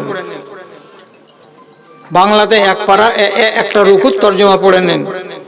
এই কিতাব আল্লাহর পক্ষ থেকে অবতরণ করা হইয়াছে, এর ভেতরে কোনো সন্দেহ নাই। তর্জমাগুলোকে শিখেন, কত আহকাম, কত বিধি, কত বিধান আপনি জানবেন। কোরআন মাজিদ খানে গিয়ে করে পড়তে গেলে আপনি 1 মাসের ভেতরে, 1.5 মাসের ভেতরে গোটা কোরআনকে মুখস্থ জেনে নিলেন, তর্জমা পড়া হয়ে গেল। একটা মাওলানার ক্লাসে বসে যেখানে পড়লো, তার থেকে আপনি 2 আনা 4 আনা 8 আনা কিছু তো পেলেন। কিন্তু মানুষের পড়ার মেজাজ নেই। রমজান মাসটাকে অবহেলাতে কাটাবেন না, আপনাকে সুযোগ নিতে হবে। শেষ হাদিস আজকের মতো বলছি, আল্লাহ পাকের নবী বলেছেন 3 বার মিম্বারে পা দিয়েছেন, 3টা স্তরে, একবারে এখানে, একবারে এখানে, তারপরে এখানে, 3 বার 3 স্তরে পা দিতে গিয়ে 3 বার বলেছেন আমিন, তারপরে আবার পা দিলেন, বলছেন আমিন, তারপরে আবার 3 নম্বরে পা দিলেন, দিয়ে বললেন আমিন। লোকেরা বলছে 3 বার আমিন বলার কারণ বুঝতে পারলাম না, কেন আমিন বললেন? তখন আল্লাহ পাকের নবী বলছেন জানি জিবরিল আনেফান, এক্ষুনি জিবরিল আমার কাছে এসেছিল, আসার পরে 3টা দোয়া করলো, 3টা দোয়া যখন করলো আমি তখন আমিন বললাম, আমি তখন আমিন বললাম, প্রত্যেকটা দোয়ার পিছনে আমি আমিন আমিন বললাম। কি 3টা দোয়া? দরকার নেই, শুধু একটা বলি, মান ওয়াজাদা রমজান ওয়া লাম ইউগফার লাহু ফাকাদ বাউদা মিনার রাহমাতে। যে ব্যক্তি রমজান মাসকে পেল আর পাওয়ার পরে নিজের নামটা জাহান্নামের খাতা থেকে কাটিয়ে নিতে পারলো না, সে মানুষটা পোড়া কপাল, বদনসিব, আল্লাহর রহমত থেকে দূরে চলে গেল। তখন আমি বললাম আমিন। তাহলে রমজান মাসে নিজের নামকে কাটাবার টাইম আছে, এখনো টাইম চলে যায়নি। আপনাকে এটা করতেই হবে। যারা যারা গুনাহগার আছেন তারাও, যারা গুনাহগার নন তারাও রমজানের নির্জন টাইমে মসজিদের ভিতরে গিয়ে 12টা, 1টা, 2টা, 2:30টা, 3টার সময় যখন নির্জন, কেউ নেই মসজিদের ভিতরে, বাতি নিভিয়ে দিয়ে এক কোণাতে দাঁড়িয়ে 2 রাকাত নামাজ পড়ে আল্লাহ তাআলার কাছে বসে বসে কাঁদুন আর দোয়া করুন। ডাকো তারে ডাকো, মনের কালি মুছে ফেলে দিয়ে নয়ন পাতায় আঁকো। সূর্য যখন নামিবে পাটে, আধার আসবে ছেয়ে, বিশ্বজগৎ অঘরে ঘুমাবে, তুমি থাকবে চেয়ে। এমন আধারে নির্জনে বসে একবার তারে হাঁকো, ডাকো তারে ডাকো, মনের কালি মুছে ফেলে দিয়ে নয়ন পাতায় আঁকো রে, নয়ন পাতায় আঁকো। কথা অনেক আছে শোনার, কিন্তু ব্যাপারটা হলো যে 1 নম্বর কথা যে বয়স 65 বছর, 2 নম্বর কথা হলো 2টা অপারেশনের লোক, আর 3 নম্বর কথা হলো রমজান মাস গুদড়ি লাট হয়ে আছে। খালি এই এলাকার ভাইগুলোর আওয়াজ শুনতে পেলে ফেলতে পারি না। কেন? আমার উত্থান হয়েছে পাকুড়ের এই এলাকা থেকে, আর আমার কবরের যাত্রা শুরু হবে তো এই এলাকা থেকে।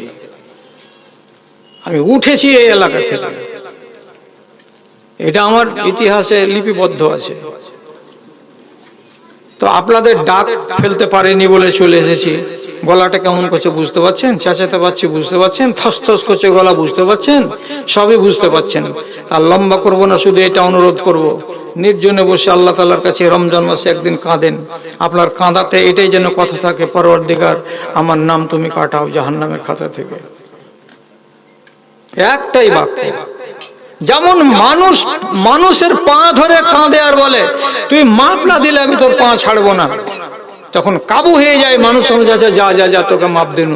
আপনি আল্লাহকে সামনে পাবেন না, তবু আন্দাজের উপরে বলুন আল্লাহ তুমি সামনে আসো, তুমি আমার নাম জাহান্নামের খাতা থেকে কাটিয়ে দাও। কাঁদতে আরম্ভ করে দেন, কাঁদতে আরম্ভ করে দেন। মসজিদের ভেতরে রাত 1টা 2টা 2:30 3টার সময়তে কেউ নেই মসজিদে, গুম সুম মসজিদ, ওখানে ডাকবে, দোয়া করবেন, নামাজ পড়বেন। আর মাওলানা সাহেব কাঁদা যাবে না, যাবে যাবে। আপনিও কাঁদবেন, আপনার বাপও কাঁদতে পারবে, আপনার বেটিও কাঁদতে পারবে, আপনার মাও কাঁদতে পারবে, সারা জগতের যত পাষাণ হৃদয়ের লোক আছে সেও কাঁদতে পারবে, যদি রাসূলুল্লাহর ফর্মুলাকে মানেন। তো কি বলেছেন রাসূলুল্লাহ, কি বলেছেন? ফাইনলাম তাবকু ফাতাবাকু, কান্না যদি না আসে তো কান্নার মতো ভান করে কান্না করো, কান্না যদি না আসে তো কান্নার মতো করে আওয়াজ করো, আপনি অরিজিনাল কান্না চলে আসবে। কেমন কথা? নির্জন মসজিদ, আলো জ্বলে না, কেউ জেগে নেই, আমি একাই গুনাহগার, মসজিদের কোনায় 2 রাকাত নামাজ পড়েছি, এবার আল্লাহ তাআলার কাছে দোয়া করছি। দোয়া করতে গিয়ে নবীজি কি বললেন? কান্নার ভান করো। কাঁদন তো আসবে না, কান্না আসবে না, তো কান্নার ভান কেমন করে করব? পরওয়ারদিগার অনেক গুনাহ কথা করেছি, যৌবন কালের দিকে দেখছি তো আল্লাহর অন্ধকার আর অন্ধকার, এই করেছি সেই করেছি, মালিক তুমি জানো আর আমি জানি, অন্য কেউ জানে না। পরওয়ারদিগার এই গুনাহ যদি জমে থেকে যায়, আল্লাহ জান্নাতের মুখ দেখতে পাবো না, মালিক তুমি আমাকে ক্ষমা করো, আল্লাহ তুমি আমাকে মাফ দাও, আল্লাহ তুমি আমাকে মাফ দাও, আল্লাহ তুমি আমাকে মাফ দাও। তোমার দরবার ছাড়া অন্য কোনো দরবার নেই মালিক, তুমি যদি হেদ করে হাঁকিয়ে দাও তো কার দরবারে আমি যাব? তুমি তো যারা কাঁদে তাদেরকে ভালোবাসো, যে পায়ে পড়ে তাদেরকে তুমি ভালোবাসো। আমি গুনাহগার আল্লাহ, আমার চাইতে অনেক বড় বড় গুনাহগারকে তুমি মাপ দিয়েছো। আয় আল্লাহ, কত কত গুনাহগার দুনিয়াতে মাপ পেয়ে গেছে, তো আমি কেন মাপ পাবো না? আল্লাহ তুমি আমাকে মাপ দাও, আল্লাহ তোমার কাছে মাপ চাইছি। আর গুনগুন গুনগুন করে কান্নার ভান করেন, আর একা একা নিজে নিজে আওয়াজ করেন। 1টা মিনিট থেকে 1.5টা মিনিট, 1.5টা মিনিট থেকে 2টা মিনিট ভান করে করে যখন নির্জন অন্ধকারে এমনি করে আল্লাহ মাফ দাও, আল্লাহ মাফ দাও, আল্লাহ মাফ দাও করবেন, অরিজিনালি চোখের কোনা দিয়ে পচা পানি বেরিয়ে আসবে। রে জালিম, জালিমের চোখের পানির কত দাম! রব্বুল আলামিন বলছেন মা মিন মুমিনিন ইয়াখরুজু মিন আইনাইহি দুমুন ওয়া ইন কানা মিসলু রাসি যুবাব। কোন একটা মানুষ গুনাহগার পাপী তাপী যদি আল্লাহর ভয়ে কাঁদে এবং ওর চোখের কোড়া দিয়ে যদি একটু মাছির মাথার সমপরিমাণ পানি গলে নেমে আসে, গড়ে যদি ঝরে নাও বা পড়ে জমিনে, তো গাল পর্যন্ত যদি পানির 2 ফোঁটা 2 চোখ থেকে নেমে এত দূর পর্যন্ত আসে, নবীজি বলছেন হারামাল্লাহু আলাইহিন নার, ওই মানুষের উপরে জাহান্নামের আগুন হারাম হয়ে যায়। হলো মাফ হলো? মাফ না হলে জাহান্নামের আগুন হারাম হয়? হ্যাঁ, তাহলে রমজানের ভিতরে যদি 2 দিন করেন, 4 দিন করেন, 5 দিন করেন, ছাড় আছে। কিন্তু আমি বলছি অনুরোধ করে 1 দিন তো করেন আপনি, 1 বছরের আপডেট হোক, তারপরে তখন পরে দেখা যাবে যে আগামী বছর ফের আমি কি করব, সেদিন কি করবেন? যদি পারেন তারাবি সবটি পড়িয়েন না, 4 রাকাত পড়েন, 4 রাকাত থেকে যাবে আর বেতরটা থাকবে। এবার 1টা রাতে এলেন, মসজিদের কোণাতে গিয়ে তারাবিটি পড়ে নিলেন, বেতরটা পড়ে নিলেন, আর নামার পরে এবার বসে বসে আল্লাহ তাআলার সামনে দোয়া করতে লাগেন। কেঁদে কেঁদে কেঁদে কেঁদে আল্লাহ তাআলার কাছে পায়ে পড়ে দোয়া করেন। বাড়ি এসে সকালবেলায় মনে মনে যদি দেখেন অন্য দিন চাইতে আজকে আনন্দ বেশি লাগছে, অন্যান্য দিনের চাইতে আজকের দিনটা মনের ভেতরে প্রফুল্লতা বোধ করছি, তাহলে আপনাকে খুশি হতে হবে যে রব্বুল আলামিন আমাকে মার্জনা করেছেন। আর যদি মন ভারী হয়েই থাকে তাহলে আপনাকে আবার চেষ্টা করতে হবে। প্রফুল্ল মন হবে যদি আল্লাহর বকশিশ হয়ে যায় রাতের বেলায়। তো অনেক কথা শুনলেন, অনেক কথা থাকলো, হায়াত বাকি তো মোলাকাত বাকি। এটা যে কি লিখছে মাওলানা সাহেব, অনেক আলিম বলছে টাকার যাকাত টাকায় দিতে হবে, কাপড় বা খাদ্যদ্রব্য দেওয়া যাবে না। আপনার মতামত জানতে চাই। টাকার জাকাত টাকা দিয়ে দিতে হবে না, টাকার জাকাত থেকে লুঙ্গি শাড়ি বা খানা পানি গরিবকে দেওয়া যাবে কি যাবে না এই ব্যাপারে জিজ্ঞাসা। কথা হলো এই, এরকম করে টেবিল চাপড়িয়ে গাল দিয়ে বেশি তাফালিং করে ডায়লগ মেরে কথা বলা আমার অভ্যাস নয়। হাদিসকে বুঝতে চেষ্টা করুন। একটা লোক উট আছে ওর কাছে 26টা, 25টা পর্যন্ত উটের জাকাত হলো বকরি দিয়ে, আর যেমনি 26 হয়ে যাবে উটের জাকাত দিতে হবে তাকে 2 বছরের একটা উট। এবার লোকটার কাছে যদি 2 বছরের উট না থাকে, ওর কাছে যদি 3 বছরের উট থাকে, তো যে আদায়কারী আছে সে আদায়কারীটা 3 বছরের উটটা নিয়ে নিবে। কথা বলেন, যদি বুঝে থাকেন তো। বেশি নেওয়া হলো না, হলো না? কি বলছেন? আবার বলছি, জাকাতে পাবে 2 বছরের বয়সের উট, কিন্তু এই লোকটার কাছে 2 বছর বয়সের উট নাই, আছে কত? 3 বছর বয়সের উট। তা আদায়কারী খালি হাতে ঘুরে যাবে? 3 বছর বয়সের উটটা জাকাতে ও নিয়ে নিবে। বেশি যে হয়ে গেল।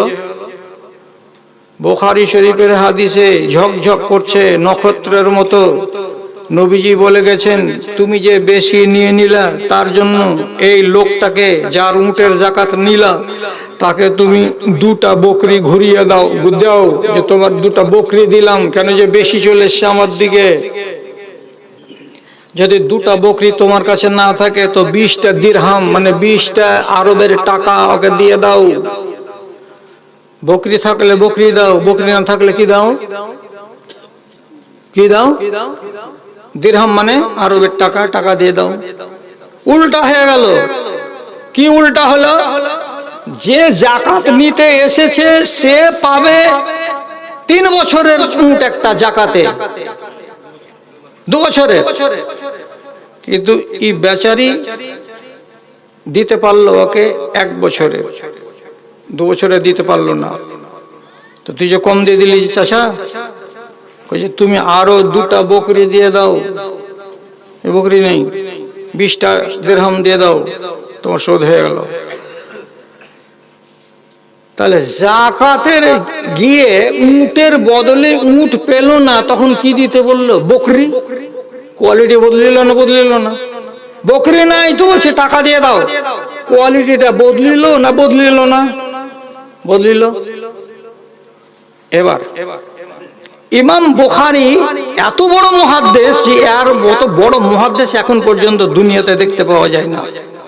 উনি বুখারী শরীফের ভেতরে কিতাব লিখছেন, তো কিতাব লিখতে গিয়ে একটা বাব মানে অধ্যায় লিখছেন, সেখানে তাতে ওখানে বলছেন কি, একটা বাবের উপরে লিখছেন একটা হাদিস এনেছেন। সে হাদিসটাতে বলছেন কি, মুয়াজ রাদিয়াল্লাহু তাআলা আনহুকে ইয়ামান দেশে যখন যাকাত ওসুল করতে পাঠানো হলো, তো মুয়াজ রাদিয়াল্লাহু তাআলা আনহু ইয়ামান দেশের গিয়ে ওখানকার লোকেদেরকে বলছেন যে ইতুনি বিআরজিন খামিসিন আও লাবিসিন, ইয়ামানের লোক তোমরা আমাকে তোমাদের এই সব ভুট্টার বদলে, জবের বদলে, উটের বদলে, ছাগলের বদলে তোমরা কেউ কেউ আমাকে চাদর দাও, বড় বড় থান দাও, জামা দাও, কাপড় দাও, এগুলো আমি নিব। কেন যে এগুলোর মুখাপেক্ষী মদিনার লোক। এই হাদিসটাকে হযরতে তাউস বর্ণনা করেছেন মুয়াজ থেকে, কিন্তু মুয়াজকে উনি দেখেননি, তার জন্য এটাকে বলা হয়েছে মুরসাল। আর ইমাম বুখারী জানেন যে মুরসাল হাদিস শক্তিশালী নয়, তার জন্য তিনি বাবের ভেতরে ঢুকালছেন, ঢুকিয়ে বলতে চাইছেন নিজের মত। কি মত? যদি যাকাতের মালকে কোয়ালিটিতে পরিবর্তন করে তো করতে পারে, এটা ইমাম বুখারীর মত। উনি এই উদ্দেশ্যে ওই মুরসাল হাদিসটাকে ওই জায়গাখানে বাবের ভেতরে ঢুকিয়ে আলোচনা করেছেন। তাহলে ইমাম বুখারীর মতো এত বড় ফাকিহ আর এত বড় জালিলুল কদর সাহাবী, তিনি বলছেন যাকাতের কোয়ালিটির ভেতরে যদি হেরফের হয়, এটা থেকে এটা দিলাম বা এটা থেকে এটা দিলাম, তো এটা করা যাবে, তাৎপর্যের বিচারে করতে পারা যায়। সুতরাং এখন চলে আসলাম আমরা 1400 বছর পার করে দিয়ে 2000 শতাব্দীর নাম করা আলেমে দ্বীন, গত 2000 সালে মারা গেছেন আল্লামা ইবনে বাজ রাহমাতুল্লাহ আলাইহি। উনার ফতোয়া কিতাবের ভেতরে লেখা আছে, হ্যাঁ টাকার যাকাত তোমরা কাপড় কিনে, জামা কিনে, শাড়ি কিনেও দিতে পারো, যদি ওখানকার ফকিরদের তৎপর্য বা মুসলাহাত থাকে, এটা তো অসুবিধা হবে না। তাহলে ফকিরের যদি তাৎপর্য সামনের দিকে থাকে, তো উনি নিজে মুফতি ফতোয়া দিয়ে বলছেন যে হ্যাঁ যাকাতের টাকাকে তোমরা কাপড় হিসাবেও দিতে পারো, আনাজ গম শস্য হিসাবেও দেওয়া যাবে। উনি এগুলো কথাই আলোচনা করেছেন। তাহলে আমি এত বড় বড় আলেমের কথাগুলোকে ফেলবো কেন? দ্বিতীয় কথা, যদি জাকাতের যে জিনিসের বের হলো সে জিনিসেরই যদি জাকাত আমাকে দিতে হয়, হেরফের যদি না করা যায়, তো আপনার বাড়িতে আপনার আহলিয়ার 87 গ্রামের একটা চাঁদির হার আছে, কোর্সে পৌঁছে গেছে, জাকাত লাগবে 40 ভাগের 1 ভাগ, 40 ভাগের 1 ভাগ। তাহলে আপনি আপনার স্ত্রীর গলার হারকে সোনার দোকানে নিয়ে গিয়ে 40 ভাগের 1 ভাগ কাটেন, একটা জাকাত দেন। তো পৃথিবীতে কোন মায়ের লাল নিজের মা বেটির খেয়ে গয়নাগুলোকে কেটে কি জাকাত দেয় না? ওই পরিমাণ টাকা জাকাত দেয়। কি দেয়? টাকা জাকাত দেয়। তো তখন সারা জগতের আলেম কেন বলছেন যে আপনারা এখান থেকে সোনাটাকে গয়নাটাকে নষ্ট না করে আপনি আর মূল্যটা দিয়ে দেন? তো মূল্য কেন জায়েজ হয়ে গেল তখন? আরো বলছি, সারা পৃথিবীর যত ফকিহ আছেন তারা সবাই বলছেন ব্যবসার মালের জাকাত হবে না, টাকা দিয়ে জাকাত হবে। কি বুঝলেন? ব্যবসার মালের জাকাত হবে না, মালের ভ্যালু করে টাকা দিয়ে জাকাত দিতে হবে। কেমন? আমার এটা দোকানে দেখি আছে, নজেল আছে, এলিমেন্ট আছে, পাম্প সেট আছে, ডিজেল আছে, উমুক আছে, তমুক আছে, থ্রেস আছে, সব যত আউজার আছে ট্রাকের আর পাম্প সেটের সবগুলো এখানে পাওয়া যায়। এখন যদি মালের জাকাত মাল দিয়েই হয়, তাহলে একটা চেক নিয়ে এসছে তারানগর মাদ্রাসার লোক, তো বলছে দেন, মাদ্রাসাকে কি দিবেন? তা আপনি কি করবেন? কইছে একটা এলিমেন্ট লিখেলেন, না তো একটা লাইনার পিস্টন লিখেলেন আপনি, তোকে কি ওইগুলোর জাকাত দিতে হবে? সারা পৃথিবীর ফাকিহগণ ইজমা করে বলছেন তেজারাতের মালের আপনাকে জাকাত দিতে হবে মূল্যে। মূল্য মানে কি? টাকা। টাকা থেকে না আসছো তখন গয়নাকে ভেঙে জাকাত দিবে না, টাকাতে আসছো তখন টাকা যায়। আর পার্টসের দোকানদাররা যখন টাকা দিবে জাকাত দিবে, তখন পার্ট দিবে না, টাকা দিবে, তখন টাকা যায়। আর সোনার গয়নাওয়ালারা গয়নার টাকা দিবে জাকাত, তখন যায়। আর যদি এই টাকার জাকাত যারা বের করবে যে 10 লক্ষ টাকা আমার আছে, তো আমার বেরিয়ে গেছে, এখন ধরলেন যে 25,000 টাকা বের হলো আমার, তো 25,000 টাকাই দিতে হবে। লুঙ্গি দেওয়া চলবে না, শাড়ি দেওয়া চলবে না। মোবাইল এখন ছাড়বে, সময় চলে আসছে, যে কোনো জিনিসের সময় আসছে কিনা। এই যে আর 8টা দিন বাদ দেন, ফেতরা নিয়ে এমন গড় টাকা চলবে না, এই দিতে হবে, এত বড় বড় চৌঙ্গা নিয়ে বড় এই চৌঙ্গাতে মেপে দিতে হবে, কেলোতে মেপে দেওয়া হবে না, এই মাদ্রাসাকে দেওয়া যাবে না, মক্তবকে দেওয়া যাবে না, খালি ফকিরকে দিতে হবে, ফকিরের বাড়ি গিয়ে দিয়ে আসতে হবে, নানান কথা আসবে। তেমনি এটাও আসবে। অতএব আমি বলছি, ইসলামকে শক্ত করিয়েন না। আপনি নিজে জাকাত দাতা, আপনি যদি দেখেন এই লোকটাকে আমি জাকাত দিব, একটা লুঙ্গির এটা হকদার আছে, আপনি লুঙ্গি দেন। আপনি যদি দেখেন এই লোকটাকে আমাকে যদি 10 কেজি আনাজ দিই তাহলে আর উপকার বেশি হবে, তো আপনি তাকে আনাজ দেন। আপনি যেভাবে ফকিরের মুসলাহাত দেখতে পাবেন সেভাবে আপনার জাকাতটাকে ব্যবহার করবেন, ইনশাআল্লাহ আপনার এই জাকাতটা একারব যাবে না, ইনশাআল্লাহ। অতএব আপনি যেটা মনে করবেন সেটা আপনি করে দেবেন। আর একটা কথা হলো যে ভাই কি করবেন, ঢুলির ঘরে যদি ঢোল না থাকে তো বসে বসে পেট বাজায়, পেট কেন বাজেছে চাচা, ঢোল ছিঁড়ে গেছে। তো আলেম ওলামাদের কাম হলো কি জানেন? কেরালার একটা আলেম বলেছিলেন, পৃথিবীতে যত আলেম আছে সবাই একমত হয়ে গেছে এই কথাটার উপরে যে আমরা জীবনে একমত হব না। কথা বুঝতে পারলেন না? বললেন না, আবার বলছি, পৃথিবীর যত আলেম আছে সবাই এরা একমত হয়ে গেছে কিসের উপরে? যে আমরা জীবনে কোনোদিন একমত হব না। মালদার আলেম এক, মুর্শিদাবাদের আলেম এক, ও ওর আঁশ তুলে দিচ্ছে, এ ওর আঁশ তুলে দিচ্ছে, কেউ কাউকে সহ্য করে না। আরে সামান্য একটা খেলোয়াড় মোহাম্মদ শামি ভারতবর্ষের ক্রিকেট দলে দুবাইয়ে খেলতে গেছে, রোজার দিন পানি খেয়েছে। মুর্শিদাবাদের একটা আলেম আর অন্যান্য জায়গায় আলেম বলছে, হ্যাঁ স্যার একটা মুসলমান রোজার দিন এরকম করে লক্ষ লক্ষ মানুষের সামনে এরকম করে বোতল পানি খেয়ে নিল, লাগলো মোহাম্মদ শামির পিছনে, তো আর পোস্ট মর্টম করে ছেড়ে দিল। আমি বলছি একটু দয়া করে আলেমের বেটা আলেম, কি দয়া? মুসাফিরের উপরে রোজা আছে, হ্যাঁ না বললেন না? নাই, আমার মন আমি রোজা রাখবো না, আল্লাহ ছাড় দিয়েছে আমাকে।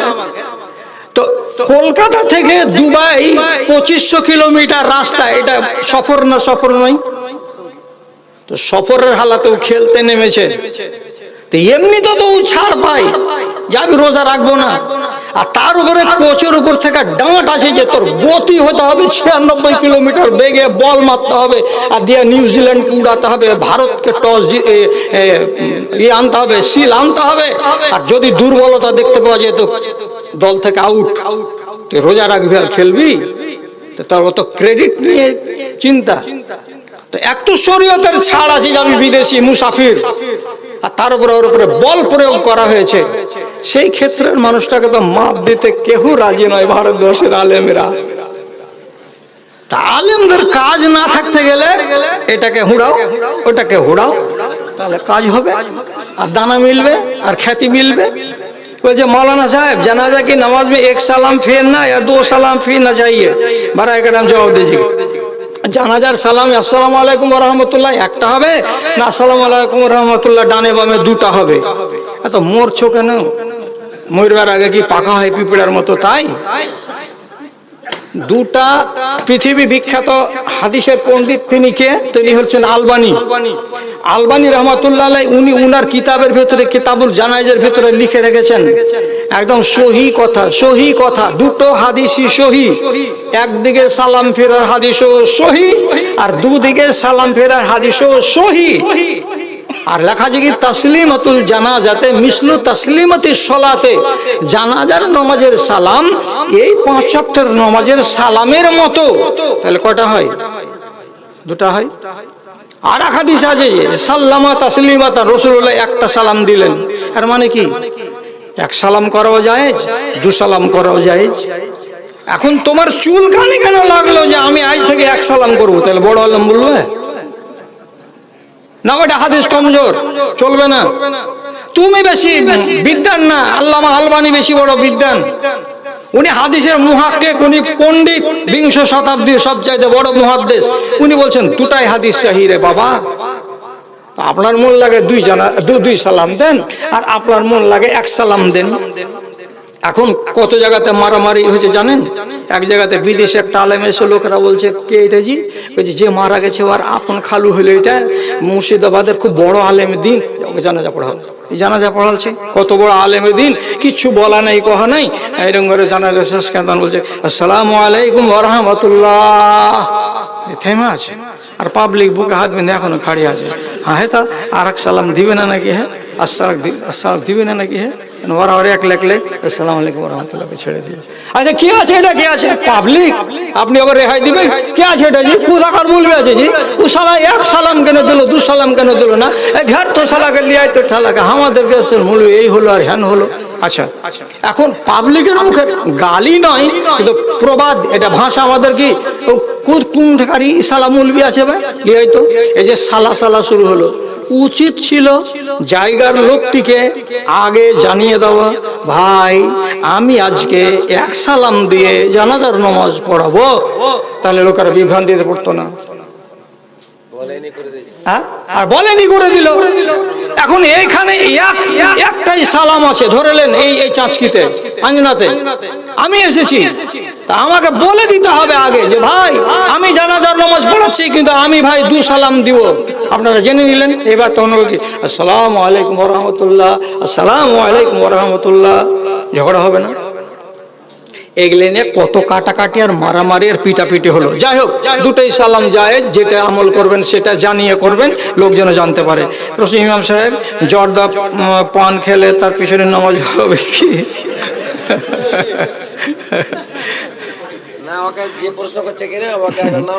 শুনেন, হারাম জিনিস থেকে বাঁচেন, হারাম জিনিস থেকে আল্লাহ আপনাকে বাঁচায়, আমাকেও বাঁচায়, আপনার ইমামকেও বাঁচায়। তো বাহরহাল হারাম জিনিস থেকে ইমাম সাহেবকে বাঁচতেই হবে। যদি এগুলো ওই হাই কোয়ালিটির হারাম নয়, লো কোয়ালিটির হারাম, কিন্তু একটা ইমাম মানুষ কেন হারাম খাবে? আরে আম পাবলিকের যারা এরে গাইরে নাত্তু খাইরে আছে তারা করুক গা। তো আপনি ইমাম হতে গেলে আপনাকে জর্দা থেকে বাঁচতে হবে। আল্লাহ তাআলা আপনারা আর আমার সকলে হেফাজত করুন। আর যতটি কথা আমরা শুনলাম সব কথাটি যেন আমরা বাস্তবে মেনে নিতে পারি, আমল করতে পারি। আল্লাহ আমাদের তৌফিক দান করুন। আপনাদের সর্বাঙ্গীন সুখ শান্তি কামনা করি। আর শেষের খানে একটা বেয়াদবি করছি, সেটা হলো এই যে সাহাবীর জীবনী যদি পড়েন তো অনেক জ্ঞান হবে। তো সাহাবীর জীবনী পড়তে গেলে জ্ঞান পাবেন এই আশাতে আমি আপনাদের কাছে এবার একটা কিতাব এনেছি। 10টা সাহাবী আগে ঈমান আনার আগে ছিল কঠিন বড় শত্রু রাসূলুল্লাহর, আর ঈমান আনার পরে হয়ে গেলেন বিশাল বড় বন্ধু। কটা সাহাবী? 10টা সাহাবী। 10টা সাহাবীর জীবনী লেখা আছে 200 পাতার বইটা। লাঞ্ছিত জীবন ছেড়ে ঈমানের ছায়া তলে 50 টাকা দাম লাগবে। যদি কোনো দাদা ভাই কিনতে চান তাহলে এখানে নিয়ে নিতে পারেন, এখানে নিয়ে নিতে পারেন। ভাই আপনি বলেন তো যে 2 মিনিট ছোট করে বলবে, মানে পালাইছে, আপনি তো বললেন এত শান্তি হবে। হ্যাঁ, আমি একটু গরম করে বলবো। হ্যাঁ 2 মিনিট মানে আপনারটা হলো, করে জানেন, আমি তো শ্রোতা